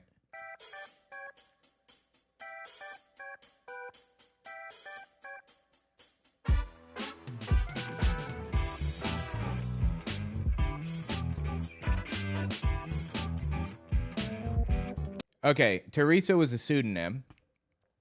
There's no publicly available information about the outcome of this case, if there ever was a trial, if there was abuse proven, and if there was, if it had anything to do with Satanism. So this whole thing is completely made up as far as anybody can tell. Teresa was a pseudonym. It was a 15-year-old English girl who went to live with her grandmother when she was 2. She tells Leslie of the bizarre rituals and systematic abuse which became part of her everyday life. She later appeared on Britain's The Cook Report under the name Natalie. So is this person even real? I'm leaning no, she wasn't even real. This is just an actress. According to the 60 Minutes segment, 5 men have been charged with taking advantage of her. As for Nan, the grandmother, she's 61 and lives in this council flat in South London. She's charged on 7 counts of aiding and abetting. However, the Cook Report episode released later that same year says something different about the charges. Those appalling allegations of ritual murder are now being investigated by the police. Charges of CSA against those involved have been suspended pending a full investigation into the child's satanic revelations. This segment aired right in the heart of the satanic panic, and the expert featured was Ray Weir, a controversial figure. One IMDb reviewer called him well-meaning but gullible, and noted the documentary featured an obviously mentally disturbed teenager. Interesting. Ray Weir, a former probation officer who described himself as an independent CSA consultant, had been called in by the original social services team to brief the foster parents on indicators of satanic ritual abuse. Oh my God, dude. The same discredited indicators that contaminated multiple UK cases. Here's what official investigations found. Professor Jean LaFontaine conducted a government-commissioned investigation examining 84 British SRA cases. Satanic ritual abuse, SRA. Satanic ritual abuse cases. In 1994, she reported to the Department of Health that in the 84 cases in England and Wales that were the basis of her research, she could find no supporting evidence for the existence of such a satanic cult. Health Secretary Virginia Bottomley, what a name, said the study exposed the myth of satanic abuse. In only 3 of these was evidence found of ritual activity combined with sexual abuse. Her conclusion regarding the remaining 81 cases is that satanic ritual abuse was not happening and is not happening. In those 3 cases, the only rituals she uncovered were those invented by child abusers to frighten their victims or justify the sexual abuse, not actual devil worship. So Teresa may have been a victim of some form of abuse. Many satanic ritual abuse claimants were genuinely traumatized people, but the specific satanic ritual claims almost certainly weren't real. The case disappeared from public record with no known convictions on the satanic elements. Nan was never charged with anything, which tells me that the investigation closed with no charges filed because she was innocent. That's my guess. The case disappeared from public record with no known convictions on the satanic elements. It's a textbook example of the satanic panic era. So let's continue listening to this complete garbage. You know, there's a panic happening right now in the exact same way. There's a panic happening now. It's called the trans panic, where everybody thinks that trans people are trying to turn kids to be trans. If somebody is trans, it's because they've been taken advantage of by adults who are gay or trans or whatever and wanted to turn everybody else trans. The exact same type of shit is happening now. As absurd as this sounds now, it's equally as, as absurd as this sounds today, it's equally as absurd now under the trans panic. Seriously, think about it. Let's keep listening to this. And remember that there are people in jail today who are innocent for satanic ritual abuse charges and stuff. If you're finding this hard to believe... A little bit. So did I at first. But then there are the medical reports. Evidence of sustained sexual abuse. This specific case, there are no medical reports. This is just made up. I'm sorry, hang on. And there's this. A statement prepared for 60 Minutes by Teresa's psychiatrist. It says, in my opinion, Teresa's account is not the product of a psychotic illness, nor the figment of a fertile imagination. I believe her to be telling the truth. I know what's true and what's not. I mean, she can be telling the truth and also be incorrect, right? She can be telling the truth as she understands it and be wrong about what was happening, right?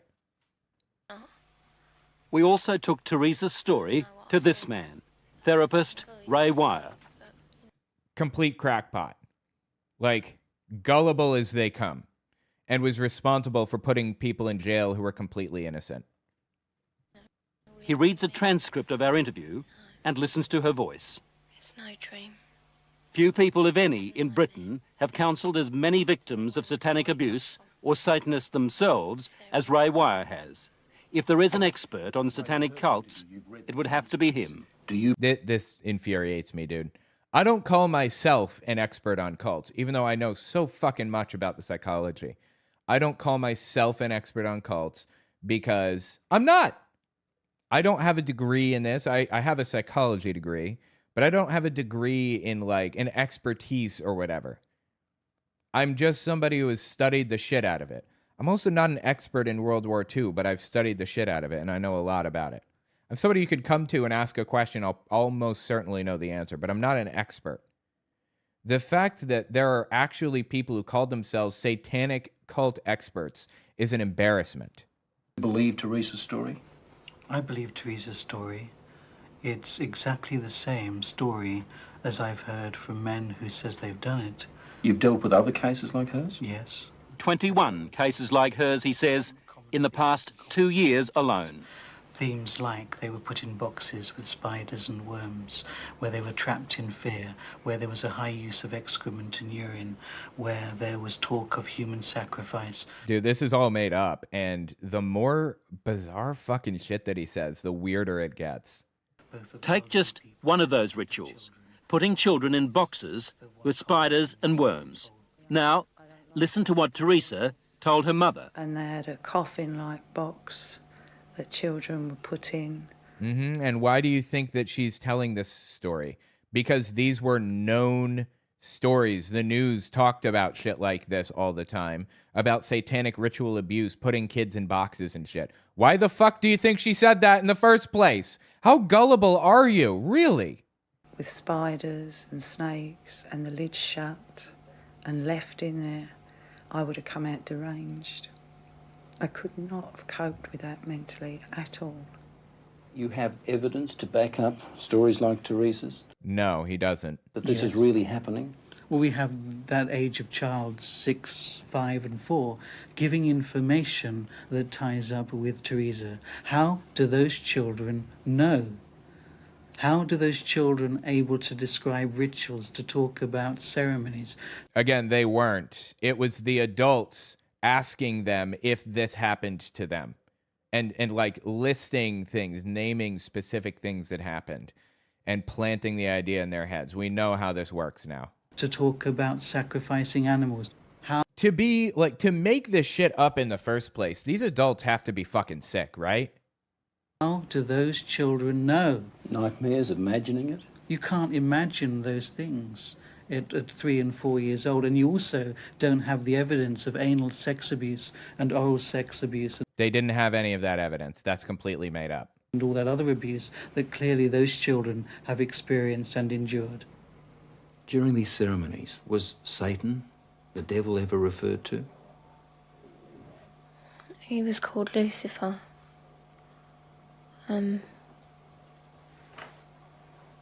Again, this is an actress that appeared on other shows as under a different name. This is completely made up.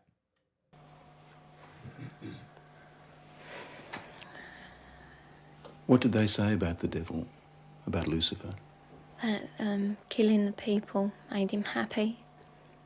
Sacrifices to please the devil. According to Teresa, the worst rituals took place at a house somewhere in the country. It was big, expensive. From the front, it looked like a castle. It had a long drive and big double wooden doors. Do you think they were rich people then? Very rich.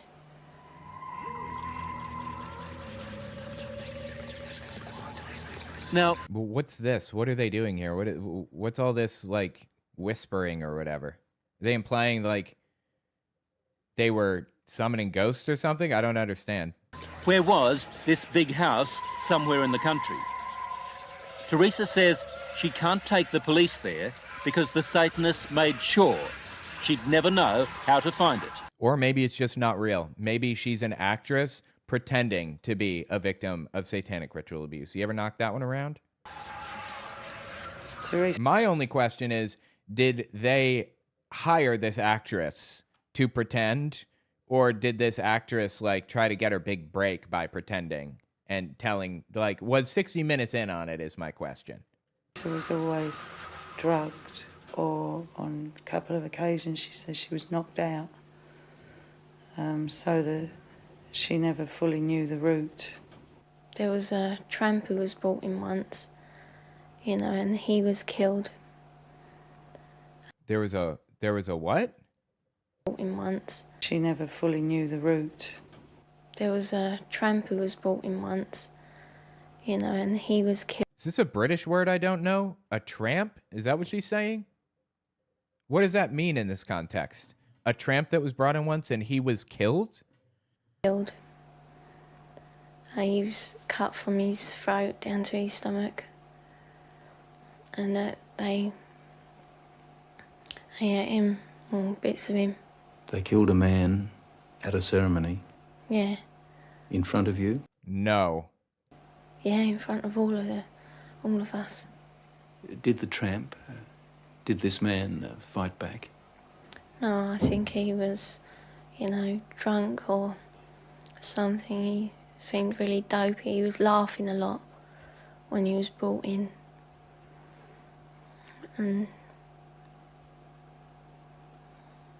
he started screaming when they began to cut. But after a while... How fucking depraved are these people to come up with some shit like this? This is wild. Homeless person, hobo, bum. Oh, okay. I've never heard that. Lady and the Tramp. Okay, that makes a lot more sense. I've never heard that word used that way before. Interesting. I thought a tramp was like a hoe, a prostitute, Thought there was a cat trying to get in. Interesting. That's very interesting. Okay. You know, he died. I'd seen a few killings before then. Although I wasn't used to it, you know, that was the worst one. I really don't know what I thought. I suppose I thought, thank God it's not me. Let me get this right now. Are you saying that you saw more than one person killed in that house? Yeah. I mean, no, it's a lie. She didn't see anybody killed in that house. It was made up. She's not even a real person. I've seen loads of babies killed there. Just newborn babies. Or aborted ones, which were only small. How fucking sick, right? To make shit up like this? What is broken in these people's brains that they would say some shit like this? Vile. You know, 4-year-olds. Any age, really. Did they ever say they might kill you? They threatened to kill my little girl, who, when I left, was still at the house. So she's saying that she has a kid that is like the product of this? Or can we see the kid then? Is there any evidence that there's a kid at all? Can we get something, anything? Bring the kid in, we pull up a birth certificate, whatever. Seriously vile shit. A friend? Huh? What little girl? My little girl, Alex. She's about 4 now. So she was 11 years old when... No, she was 10 when all of this happened, is what she's saying. Can we see a birth certificate? Social security card? Anything? Do you have a baby blanket in the house? You mean you had a child? Yeah. How old were you when you had that child? 11. Motherhood at the age of 11. Never talked But from what Teresa told her mother, it wasn't the only pregnancy. We think about 7 or 8 times. Wait, I thought they said that the grandmother, who, again, faced no charges whatsoever through this entire thing, who's apparently this expert, like, orchestrator of this evil, gave her an abortion or whatever twice. So what happened to the other 5 children? Hard to say. It was constantly happening from the time she was capable of being pregnant. What happened to the pregnancies, to the babies? They were aborted by my nan or by one of the doctors at the house. There were doctors there at that house? Yeah, there was 2, I think. Yeah, and a nurse. Dude, shame on 60 Minutes, seriously, for contributing to this complete fucking bullshit. This is vile shit to make up. What would happen to the fetuses, the unborn babies? I used to be taken away most of the time, and one time the baby was taken out of me and then killed in front of me. That doesn't make any sense. Because it was still alive. And then, what would happen? Well, after they killed it, they would eat it. What the fuck, dude? Who the fuck makes this shit up? What is wrong with people? Again, she's an actress. This is made up. Who comes up with this shit? This is fucking wild. Well, we were also made to eat it. You were made to eat your own fetus? Yeah. No. And shame on all of them for this. This is fucking vile. Who made you do this? My nan. You'd think the one person in the world you could leave a little girl with would be Grandma. Someone to give her love and protect her from harm. Yet, when Teresa was left to live with her grandmother, they might as well have handed her to the devil himself. Grandmothers, I mean, the vision it conjures up for you, a sweet old lady with grey hair, rosy cheeks, holding her arms out to love her grandchildren. And it was exactly the reverse. Dude, I feel so bad for whoever this woman was, who was certainly subjected to like serious stochastic terrorism as a result, right? Not a single charge in this whole thing. But why was Teresa living with Nan in the first place and not with her mother? Well, when my first marriage broke up, I took the children with me and couldn't cope. So I gave them to their father, who in turn moved to his mother's. To Nan's place. So you're telling me that you already had mental and emotional issues that you were trying to work through, and now this girl comes here and you're telling us about all this psychotic shit that happened. Yeah. And when he left the Nan's place, he left the children there. How do you feel now towards her grandma and the other people who did all those things to your daughter? They disgust me. They are the worst form of life this earth has had the misfortune to create. Again, like Jeffrey Epstein was actually doing this shit, like not this shit, but he's taking advantage of children at this time when this was airing. And instead of focusing on the real perpetrators, they were fabricating fake perpetrators. If you want to learn more about this, there's this really good book that I read about the Satanic Panic. Top tier shit. Let me find it and I'll tell you the name of it. It's I got to read this book again actually because it was so good. Hold on. Let me I'm gonna find it. One second here.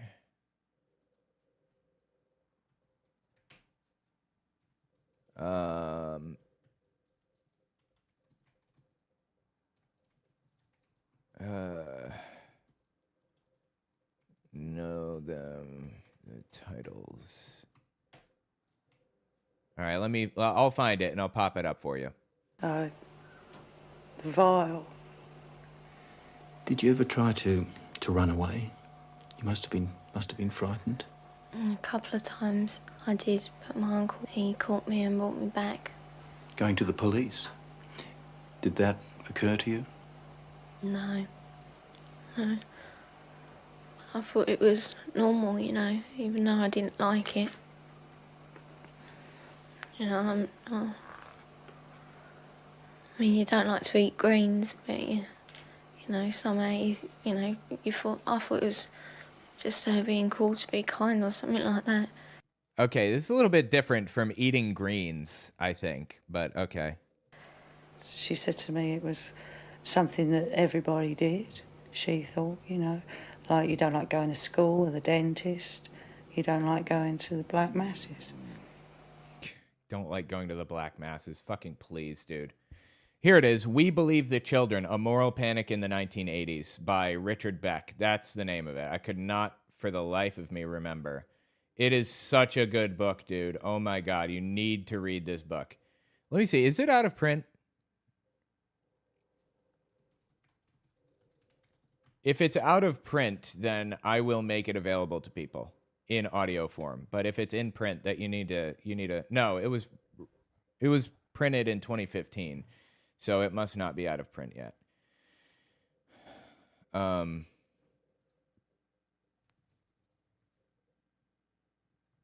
Hold on. I'm just looking for. It was in books, religion. Yes, here it is. I'm gonna TTS this book. Actually, I totally forgot about this. It's so good. It was never any different. I didn't have nothing to compare it to. All part of life, Teresa thought. Even a miscarriage one day at school. Yeah. Oh, is that that's the end of it, apparently. Anyway, that's vile, dude. These people are fucking disgusting. Like, to make this shit up, it's just evil. And to play this actress pretending to be somebody named Teresa, disgusting. Anyway, tell me what you think in the comments. And there was something. Oh, yes. God, I almost forgot. There's another thing I wanted to listen to read, whatever. Yes, I'm so glad I remembered this. Okay. There's a historian, a World War II historian named Richard J. Evans. He wrote the definitive history of the Third Reich. It's called The Coming of the Third Reich at War, and the Third Reich in Power and the Third Reich at War. And he wrote an article titled Why Trump Isn't a Fascist. He put this out on January 6th, 2021, after the coup attempt on the New Statesman. And I TTS'd this article. I want to give it a listen. It's insane, dude. I'm so disappointed in Richard J. Evans. He's really good at... he wrote a really good series, but there are a lot of problems with his series, for like The Coming of the Third Reich series. For example, he wrote in... let me rephrase. For example, he used Hitler's Table Talk, the English edition, as a source. If you know anything about this field, you'll know it was a forgery. He used forged documents as a source, and there were serious questions about it at the time that he wrote this. There are some other things that kind of seriously raise my eyebrows, but when you listen to this article, you'll know why I say this is absurd. Listen to this. Chapter 1. A number of prominent commentators, including the historians Timothy Snyder and Sarah Churchwell, the former U.S. Secretary of State Madeleine Albright, and the Berkeley public policy professor Robert Reich, have been arguing for some time that Donald Trump is a fascist. He's absolutely a fascist, obviously. The writer Rebecca Solnit has even called Trump's supporters Nazis. Look at his contempt for democracy, they say, his attacks on the press and the judiciary, his rabble-rousing, his intolerance of all who oppose him, his authoritarianism, his self-identification with foreign dictators and strongmen, his nationalism and America first foreign policy. Look at the way he spurns international organizations, treaties, and agreements, his racism and encouragement of white supremacist groups, his incitement to violence on the streets of the U.S. Certainly, these carry strong echoes of fascism. Hitler and Mussolini attacked the free press, poured scorn on the judiciary, urged their followers to attack and kill their opponents. So he's making the case that Donald Trump is a fascist currently, and he's about to shoot it to shit. Now, I don't have a problem with historians arguing over whether the word fascist applies to Donald Trump in an academic context, but this isn't an academic context. He's arguing that Trump is not a fascist to a broader audience. He's trying to convince everybody that Trump isn't that bad. And it didn't age well at all. And put a murderous racism at the heart of their ideology. They tore up treaties, abandoned international organizations, undermined and ultimately destroyed parliamentary democracy, and promoted a cult of their own personality that seduced millions of citizens into accepting them as great redeemers. The temptation to draw parallels between Trump and the fascist leaders of the 20th century is understandable. How better to express the fear, loathing, and contempt that Trump arouses in liberals than by comparing him to the ultimate political evil? Okay, now we're starting to go off the rails. He literally just said, how better to express the fear, loathing, and contempt that Trump arouses in liberals than by comparing him to the ultimate political evil? This is where I started to realize that this is not an academic analysis. This is him coming at people to the left of hunting homeless for sport, right? I was so disappointed in Richard J. Evans with this. My God, dude. But few who have described Trump as a fascist can be called real experts in the field, not even Snyder. The majority of By the way, this is not true. This is a lie. Especially after January 6th, Robert Paxton specifically, an expert in this field, on fascism specifically, said that Trump is a fascist. He changed his tune after January 6th. Richard J. Evans saw what Trump did on January 6th and said he's not a fascist. And Robert Paxton and many others said he is. This is clear as day Hitler's beer hall putsch. Experts in the field, not even Snyder.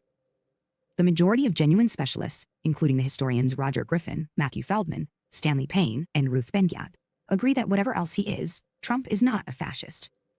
Just not true. Fascism and Nazism were the creation of the First World War, which militarized society and, in the minds of their leaders and supporters, discredited liberal democracy by associating it with armed defeat. In Germany, the defeat was catastrophic, entailing large territorial losses, the emasculation of the country as a great power, and the payment of huge financial reparations to the Allies. Right, so they were humiliated in World War I. Germany was. After losing, they had to pay reparations and all this other stuff, and that like really upset them a lot. I get that. But I don't get what that has to do with whether Trump is a fascist. Italy was on the winning side in 1918. But the expected gains from banding together with Britain. France and the U.S. failed to materialize, and the country left the war with what historians have called the mentality of a defeated nation. What drove fascism and Nazism was the desire to refight the First World War, but this time to win it. Preparing for war, arming for war, educating for war, and fighting a war defined fascist theory and praxis.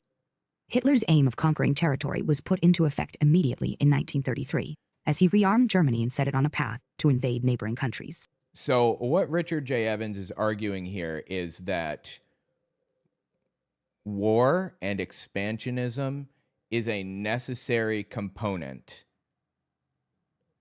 to fascism. If you don't have war and expansionism, then you don't have fascism.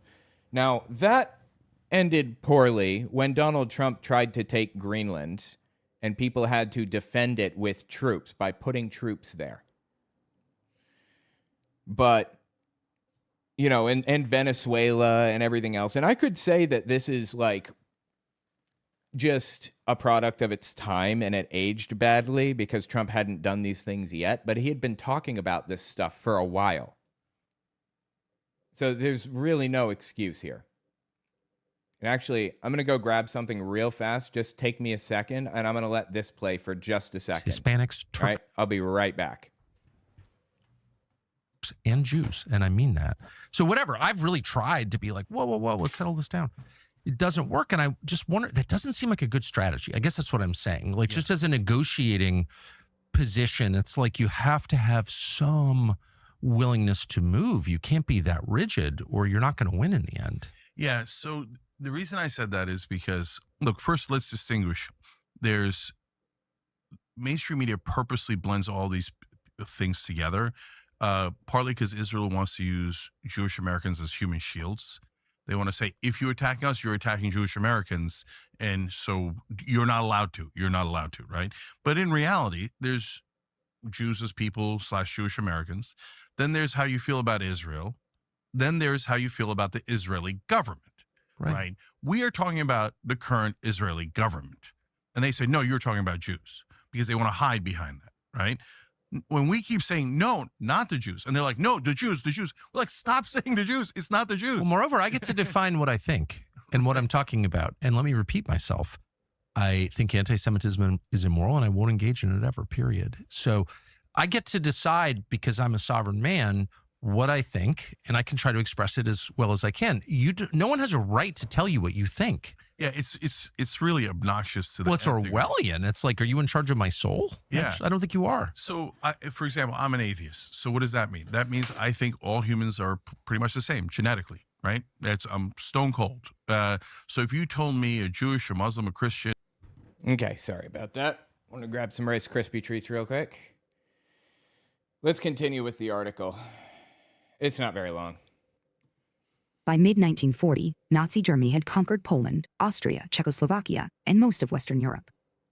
The Third Reich lived for war, breathed war, and promoted war without limits. Similarly, Mussolini's central aim was to create a new Roman Empire, beginning with the conquest of Ethiopia in 1935 to 36, and continuing with less successful attempts to subjugate countries around the Mediterranean. disastrously in the cases of Yugoslavia, Greece, and North Africa. For all of Trump's hostility towards countries he perceives as enemies of the U.S., notably Iran, there is no indication that he sought a war with any foreign power. Still less that he has been consumed by a desire for foreign conquest and the creation of an American empire. Oh my God, dude, this is painful. That is exactly what Donald Trump is doing right now, trying to create an American empire, putting up,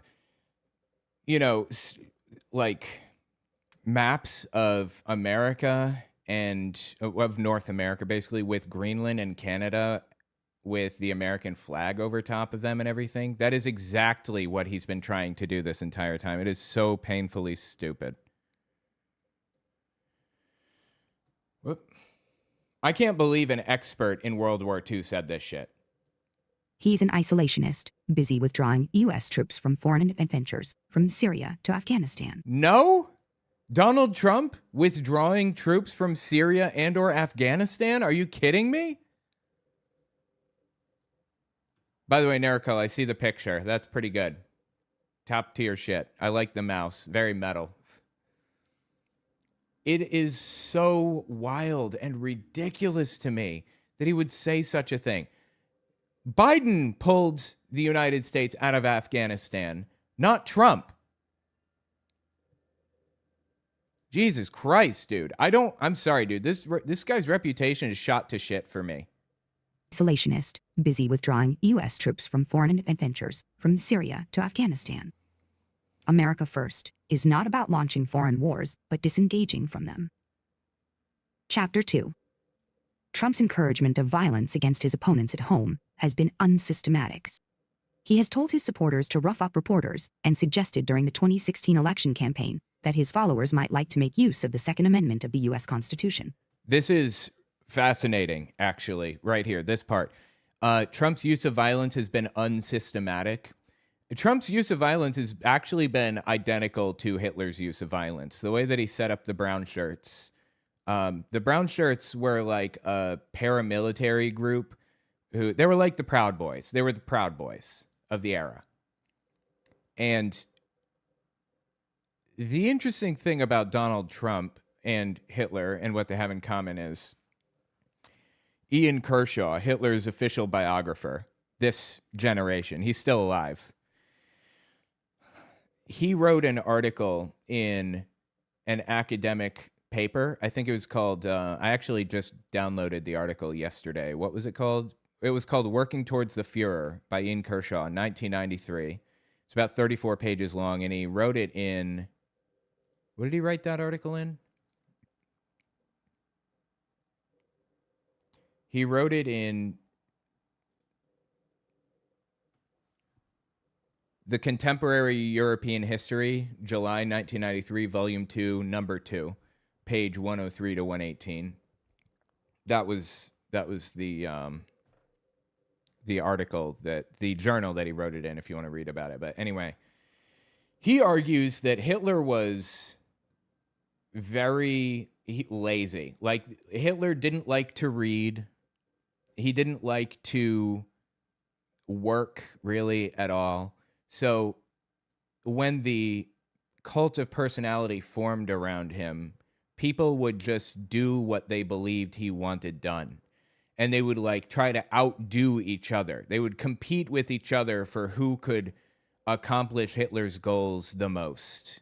And it led to Hitler not having to order anybody to do anything, really. You know, any of the like really horrific bad stuff, like beating up people, the brown shirts beating people up or whatever. But it would get done.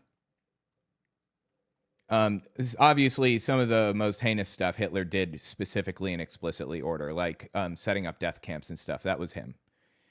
But the point is that that same pattern is playing out right now with Donald Trump. The dude is... People are competing with each other to pleasure Trump like a young man should, if you will. And Richard J. Evans, like, these arguments were around all the way in 1993, like I said. And they're not even arguments. This is just established fact now. That's how it worked with Hitler. The fact that Richard J. Evans is arguing this way is wild to me. The right to bear arms against Hillary Clinton. He's also described white supremacists as good people. But this bears no comparison to the hundreds of thousands of armed and uniformed stormtroopers and squadristi that the Nazi and fascist leaders deployed onto the streets daily. Oh boy, that one did not age well at all, did it? In Trump's first term, he had the brown shirts, the Proud Boys. And in his second term, he has ICE. The Proud Boys joined ICE to harass and attack people. And it's identical to the way that the brown shirts morphed into the SA. The SA was the formal organization that the formal name Hitler gave to the brown shirts, gave them uniforms and everything. The fact that Richard J. Evans didn't see that coming is wild to me. Seriously. That is absurd. In the 1920s and early 1930s to intimidate, beat up, arrest, imprison, and often kill political opponents. And street-level violence and intimidation on the other aimed to forge a new kind of citizen, one that was aggressive, regimented, arrogant, decisive, organized, and obedient to the dictates of the state. So Trump literally did exactly what Richard J. Evans said he was not doing. G.M. Trevelyan poured scorn on Mussolini's efforts to turn Italians into second-rate Germans, as the historian put it. But even in Germany, this endeavor failed, except with a minority of Hitler's most ardent followers. The society Hitler wanted was portrayed in the final minutes of Leni Riefenstahl's Triumph of the Will, 1935, with endless serried ranks of uniformed SS troops marching across the screen like well-oiled automata. Like well-oiled automata. My TTS system isn't flawless, but I think it's pretty good, right? The reality was different, as the majority of Germans retreated from this dehumanizing prospect into their own private lives. Trump, by contrast, has encouraged a warped vision of personal freedom. A society in which people aren't subject to government regulation or supervision, where anarchy and confusion reign. Wait, what? Where people aren't subject to regulation? Self-restraint is abandoned, violence is unchecked, and self-aggrandizing corruption permeates politics. Trump only has regard for those he considers to be winners and cannot bear the idea of defeat. Refusing a visit to a war cemetery in Paris in September 2020, he remarked that soldiers who died for their country on the field of battle were losers and suckers. That's true. But if you notice, Richard J. Evans is about to use this as evidence that Trump was not a fascist, so...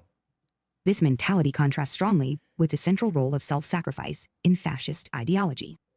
Hitler regarded himself as a gambler. "I always go for broke," he told Hermann Goering in 1939. There could be nothing but either total victory or total defeat. Suicide in the event of failure was always an option in his mind. So it sounds like Richard J. Evans is defining fascism as the specific form of political ideology that existed in Germany, and that it can't exist outside of that context. It's not possible for it to exist outside that context. Even though we have neo-Nazis and self-described fascists today in the United States, they can't be fascists in his mind because they're not from 1940s Germany. That is insane. It's very easy to listen to. Oh, good. I'm glad. I'm glad that it sounds okay. Do other people think it seems okay? And it's not hard to listen to? I just want to make sure that it doesn't suck. I put a lot of work into getting this TTS to sound exactly right. So I'm pretty proud of it. Hitler and his propaganda chief Joseph Goebbels constructed a cult around Nazi martyrs, such as Horst Wessel, the 22-year-old stormtrooper killed by communists 3 years before the Nazi seizure of power. Right. Horst Wessel is a guy who was propped up as a martyr, much like Charlie Kirk, as a matter of fact, where he was they claimed that he was killed for being communist. I'm sorry. They claimed that he was killed by communists for being a Nazi, when in reality, he was actually it was completely unrelated to his connection to the Nazi party. He was just a sketchy guy involved in really sketchy stuff. And I think it was like a dispute over rent payment or something like that. I don't even remember. They made a song about him that became the Nazis' like official, their official marching songs called Horst Wessel Lied, if I'm not mistaken. And they played it at all of their stuff. So anyway, it's just absurd, dude. And it's a lot like Charlie Kirk, a lot like it, in that like he acts like he's some kind of a champion of free speech and a champion of the right or whatever. And he was the only honest actor on the right, and you killed him for his speech and all that shit when he was a fucking monster, dude. Like Charlie Kirk was a complete piece of shit, just totally rewriting this dude's story. That's who Horst Wessel was. HORSTWESSEL. But of course, W's are pronounced like V's in German, so it's Horst Wessel. They also honored the men shot dead by police in the Beer Hall Putsch of 1923. Right. And if you don't know the history here, Hitler basically did a full coup against the German government in 1923. And like they were in a beer hall and he pulled out his gun and shot one into the ceiling and said, "Nobody is leaving until I say." And they marched on the city and he had no idea what he was doing. And the local police put it down pretty quickly and they mowed down some people in the crowd that was like marching on the Capitol or whatever. And Göring, his number 2, was one of those people that was mowed down, and he caught one in the leg, became addicted to morphine for the rest of his life. Anyway, some of those people died, and it was like their January 6th. Hitler, like, it became like a national holiday, basically. Parading the blood flag brandished by the would-be putschists at ceremonial commemorations every year. Self-sacrifice for the nation was so central to Nazi ideology that when it became clear at the end of the Second World War that Nazism had been defeated, a wave of suicide swept the entire Nazi establishment, beginning with Hitler, Goebbels, Heinrich Himmler, and Göring, and cascading down the ranks. Chapter 3. Beyond differences in ideology and temperament are the contrasts in state organization. In Germany and Italy during the 1930s and 1940s, businesses became helpmeets of the corporate state. Unions and labor organizations were crushed, while firms and captains of industry generated vast profits, only so long as what they produced served the party and the army. Right, so organization, hang on. So it says, the contrast in state organization. In Germany and Italy during the 30s and 40s, businesses became helpmeets of the corporate state. Unions and labor organizations were crushed while firms and captains of industry generated vast profits only so long as what they produced served the party and the army. That is literally exactly what's happening in the United States right now. It's called oligarchy. Yes. So how is he going to twist this around to not be anything like Donald Trump? Both Hitler and Mussolini ensured a near-total coordination of social institutions and voluntary associations, as everything from football clubs to male voice choirs was absorbed into the structures of the fascist state. This social policy was maintained by huge bureaucratic regimes, providing jobs for thousands of their followers hungry for income and status after years of hardship and privation. Right, and anybody who supported the party had an easier time of operating in society. Just like right now, anybody who's part of MAGA has the unique ability to join ICE and abuse people and get tons of money from it. But non-extremists like Democrats, they don't have that ability. They can't do that morally. So the system is set up right now to help extremists that support Trump and to hurt non-extremists. During Trump's disastrous 4 years in the White House, government posts have been left unfilled. Senior officials have been routinely fired, and a commander-in-chief has spent much of his time playing golf. The kind of hyperactive dynamism that characterized fascist regimes was entirely absent. That's complete nonsense. I mean, at that time, there were adults in the room keeping things in check for the most part, but the gloves are off and the adults are no longer in the room. At a bare minimum, you have to say that this aged like complete shit. I know that this hadn't happened yet, but he should have known from history. The dude's whole life, Richard J. Evans, has been dedicated to understanding why people didn't see Nazi Germany coming and why they didn't do the right thing in that moment. And he wrote this. Congress has prevailed over Trump's attempts to sideline or undermine it. And judges, including his own Supreme Court appointees, have adhered to and interpreted the law in ways that have sometimes thwarted Trump's ambitions. Nonsense. I mean, they did some of that, but Trump is basically completely ignoring the court system now, for the most part. Notably rejecting his legal challenges to the presidential election. Election officials, among them long-term Republicans, have resisted his attempts to intimidate them, while the mainstream media has refused to broadcast his falsehoods, lies, and misleading claims unchecked. The damage Trump has done to American democracy is considerable, but the past 4 years of mayhem have demonstrated the resilience of American institutions, the law, and the Constitution. American democracy is damaged, but it survives. This is embarrassing. Democratic culture in the European countries, where fascism prevailed after 1918, had shallow roots. The German judiciary was overwhelmingly hostile to the Weimar Republic, and the idea of an unbiased, non-partisan press was too new to establish itself as an accepted feature of political life. Right. It was pretty new. Like, the concept of democracy was pretty shallow in Germany at the time. Absolutely. We do have strong democratic roots in the United States uniquely. So that's working in our favor, but democracy has taken a serious hit, and we're going to have an uphill battle fighting back against this, for sure. The legitimacy of the German political system in the 1920s and early 1930s was weak, and the corrupt Italian polity was widely discredited. A substantial portion of the American population, and indeed a majority of members of the Republican Party, refuses to accept the election of President-elect Joe Biden. But that does not mean they want the Constitution to be overthrown. Well, now we know better, of course. Again, like, you didn't see this coming, and your entire life was dedicated to understanding why people didn't see things coming. This is just painfully embarrassing, honestly. That they don't think it's been employed fairly. The shocking scenes at the Capitol on 6 January.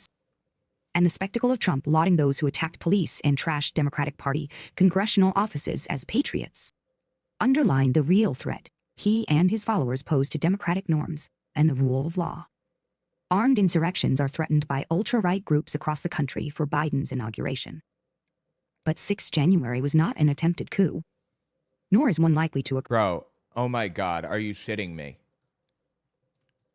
He literally said January 6th was not an attempted coup, nor is one likely to occur on January 20th. And this article is still up. This is so painfully stupid, dude. This guy's reputation is in the fucking garbage now, right? One likely to occur on 20 January. For all of Trump's inflammatory rhetoric, the attack on Congress was not a pre-planned attempt to seize the reins of government. That is fucking wild for him to have said. Trump is too chaotic and undisciplined to prepare and execute any kind of organized assault on democracy. The storming of the Capitol has been compared to Hitler's infamous beer hall putsch on 9 November 1923. On that occasion, Hitler gathered his armed and uniformed supporters in a beer hall in Munich, from where they marched towards the city center. Germany was in crisis. Inflation was out of control, and the French had occupied the Ruhr earlier that year. Hitler thought the conditions were favorable for a coup d'etat, and he proclaimed the formation of a national dictatorship headed by himself. But the coup went wrong. The putschists were met by a hail of police bullets, and Hitler was arrested and imprisoned for 5 years of fortress confinement. He only served 9 months. Yeah, he got out on good behavior. He was sentenced to 5 years because there's like this thing in Germany at the time where if you did what you did in an effort to help Germany, even if you did the wrong thing, you got a lighter sentence. And they believed that Hitler did the wrong thing for the right reasons. So he got a slap on the wrist and then got out after 9 months. And while he was in there for 9 months, he wrote Mein Kampf. The original intention was to seize the government in Munich and, as Mussolini had done in Rome in 1922, march on the capital. But the putsch was confused and chaotic and doomed to failure before it had begun. Chapter 4. Like, it sounds like Richard J. Evans is saying Donald Trump isn't like Hitler because he did a bad job of planning. He's bad at planning things. So he's not a fascist because he failed, not because he didn't try. He very obviously did, and he admits to that, but because he's bad at it. Are you kidding me with this? Hitler drew 2 lessons from the debacle. First, seizing power by force in an open and direct confrontation with the government was not going to work. Right. That's a lesson in history that a lot of people don't realize. Like, I hear a lot of people saying we need to start using the guns or whatever. That doesn't work. Like, it does not work that way. You can't start using the guns. You're not going to accomplish anything but getting yourself killed or put in prison. We don't dig our way out of this situation with weapons. Sometimes that's the case, like with the Civil War, but that's not the case here. And it wasn't the case in Germany either. The ballot box, not the bullet, was the way to power. The second lesson was just as important. The beer hall putsch was unsuccessful, not least because Hitler had failed to secure the support of the political elite, the army, business, the civil service, and the police. Right. He would not make the same mistake again. Between 1932 and 1933, he used his electoral success, which had elevated the Nazis, as a basis for negotiating with these groups to secure their backing for a coalition government that he would head. A vital factor was the redundancy of the legislature, disrupted by warring factions of uniformed Nazis and communists. The Reichstag only met on a handful of occasions in 1932. Exploiting this situation and unleashing his violent brown shirts onto the streets, Hitler transformed the chancellorship into a dictatorship within a matter of months. Which is exactly what happened after Donald Trump took control of the government again. He consolidated power, turned it into a dictatorship within months. We entered 1933 as soon as Trump took power. Is the storming of the Capitol on 6 January, like the beer hall putsch, very obviously a beginning rather than an end? It seems clear that Trumpism as a political force in American life isn't going away soon. Hang on. What's up? Welcome back. This is almost done. I only have 2 minutes left. Many of Trump's supporters will continue to dispute the legitimacy of Biden's election and to regard Donald Trump as the real president of the U.S. But there are signs that the events of 6 January have shocked many Republicans into abandoning Trump and his most fanatical supporters. How painfully embarrassing for him to have said such a thing, right? Like, my God, dude. The GOP may split. Trump may become the leader of a hard-right third party run from Mar-a-Lago. Time will tell, but time is against Trump. Hitler and his followers were young men in 1923. They could afford to wait. Trump is in his 70s and can't. That's true. A successor may emerge, but it seems unlikely that he would match Trump's crowd appeal. That's true. I agree with that completely.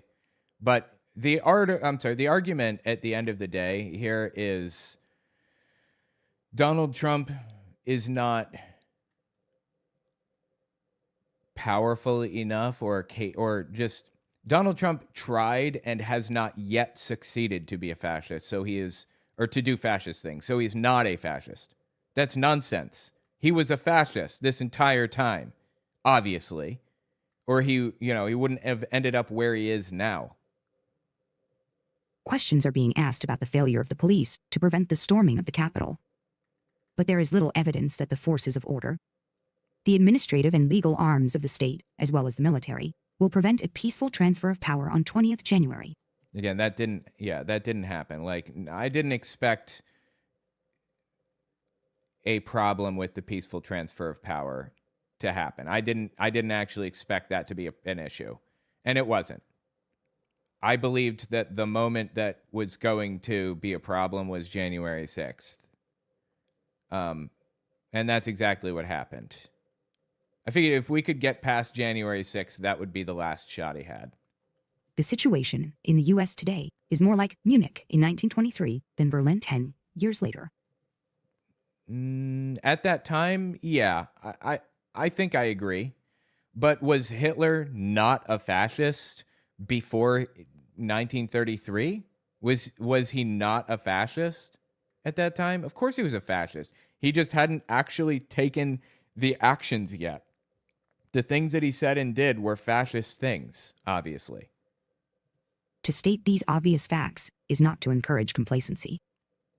Well, that's the effect of the article. I understand that maybe that's not his intent to encourage complacency, but that's exactly what happened. Like, and I'm not convinced that wasn't the intent anyway.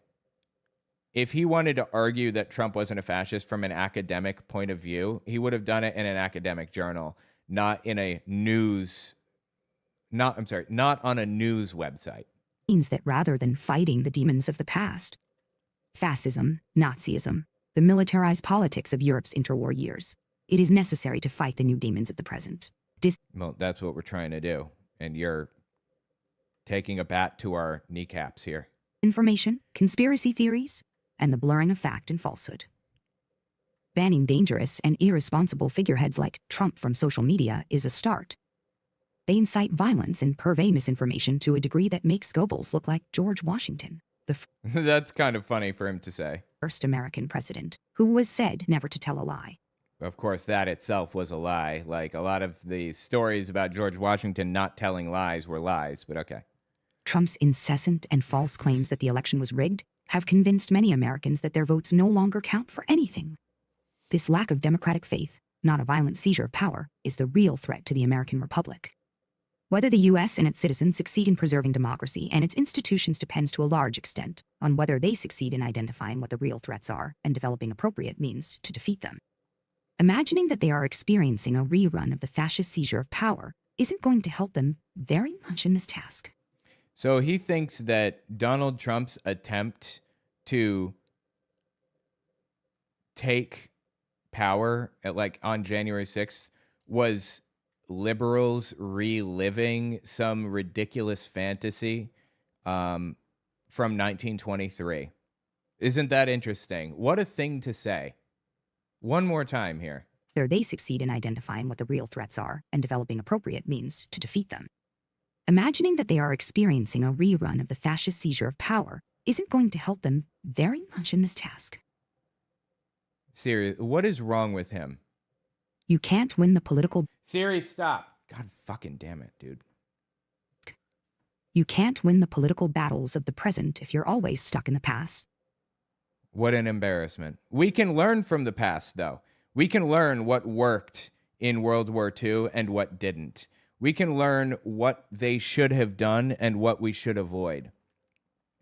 One of the more valuable lessons we can learn is that grassroots support failed in World War II, and it's important that we not let it fail now. And it hasn't. Grassroots support has not fallen apart in the United States, luckily.